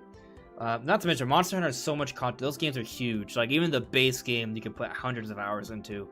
So I'm right there. I'm very excited for Monster Hunter Rise. This is my most hyped third-party game for Switch by far. Dumo, I thought you brought up a really interesting point, how 2021 could be the year where we start to see more third-party exclusive games. I mean, that already is the case. Show Me Going Intensity 3 and 5, No More Heroes 3, like what? And now Monster Hunter Rise. It's starting to look pretty good. And Stories 2. Yeah, Monster Hunter Stories 2 as well. We didn't really talk about that too much, but that game also looks pretty good. Yeah. does look at we could see in it maybe later in the year or sometime early 2022 we could see a port of Monster Hunter Stories. Makes sense. It did fairly well, but it came out pretty late in the life of the 3DS. I personally would love to see it ported. Well in HD, so Yeah, I would love to see it ported to the Switch, mainly because I don't want to play my 3DS anymore, and it's not graphically or anything. It's resolution of text. It hurts my eyes to read blurry text. Do 40p, I am baby. getting old. So I would really like to see that. But as far as like just sort of closing thoughts, Monster Hunter is a lot of fun with friends. Like a lot of fun. That's kind of where I fell in love. It's why I didn't play as much World as I really wanted to, is because it was always like, oh, well, I could be playing Generations Ultimate with my hunting group. I could be progressing in Gen Ultimate. I could like, it was just that constant thing, which is kind of keeping me away. So we should definitely get together and do some hunts. Yeah. Oh yeah. It'd be I'm some ready. good times. Yeah. That's the game that actually makes me want the online experience, because it's basically a co-op game, you know, because you can pretty much do the entire adventure online. Usually with the Monster Hunter, like the missions you can kind of just replicate them in a party, and it's harder when you do it online because they increase the damage, at least, that the monsters can take. It depends on the game. The older games, yes. Monster Hunter World, it did scale, especially when they got into Iceborne. It scaled a little better as well. And some people, they just preferred to hunt alone to having others with them, because it same difficulty. It's just maybe you'll add a random that sucks. So some people just that's me. I'm the random that sucks in the group, because even just playing the demo for safety in numbers, man. The 3DS games, I was getting my ass handed to me by most of the monsters, and thus they were marked as like the easy ones or the normal ones. Like those hard, even in the demo, those hard monsters, ridiculous. You gotta also remember, like it's clunky game mechanics. Like they feel clunky until you get used to them. Once you get used to them, you get used to how the camera works. Especially when your hands cramping on that 3DS. Yeah. God, my hands cramp so much playing that demo. I don't know why I'm raising my hand. It's my podcast. I just got an idea. So random idea. So it's not that random actually, but so the I noted earlier how a Switch revision could entail improved online. Now, perhaps that sounds ridiculous, but maybe some of that could come with just better internals of Switch to support more things like a system level voice chat, for example. And given the importance of online gameplay of Monster, that's not trash. Yeah, but given the importance, even a port that's actually there, right? But given the importance of Monster Hunter, online experience, and the possibility that a Switch version comes out at the same time, like they launch alongside of each other, the Switch version may come out a little bit later in the year, but if it happens that they launch alongside of each other and they're pushing it, Monster Hunter Rise, that online experience is very important. So maybe the Switch revision has, you know, some, maybe like I suggested, maybe a system level like voice chat support or something, and that would be a really good thing to sort of pair together. You know what I mean? The thing is, they have it. And personally, I would be very annoyed if Splatoon basically, like Splatoon has it, but it's LAN only, or otherwise it goes through the app. But in LAN, so like for actual tournaments where you go to a LAN and you're doing a tournament, you are using the voice chat through the system. It's not that much power drawn. It doesn't take that much. I would be very annoyed if, hey, revision, spend all this money for a new system to do something base level that should have been there to begin with. I personally would feel slighted. I mean, they have an entire core dedicated just to UI elements. Like, granted, maybe with that, when you're using voice chat, it might not be as fast to go to the home menu or something. Like, it might be a little bit slower, but it's already ridiculously fast. And it's not going to be any different if you're not using those features at the time. So, I mean, this is stuff that we've had since literally the original Xbox.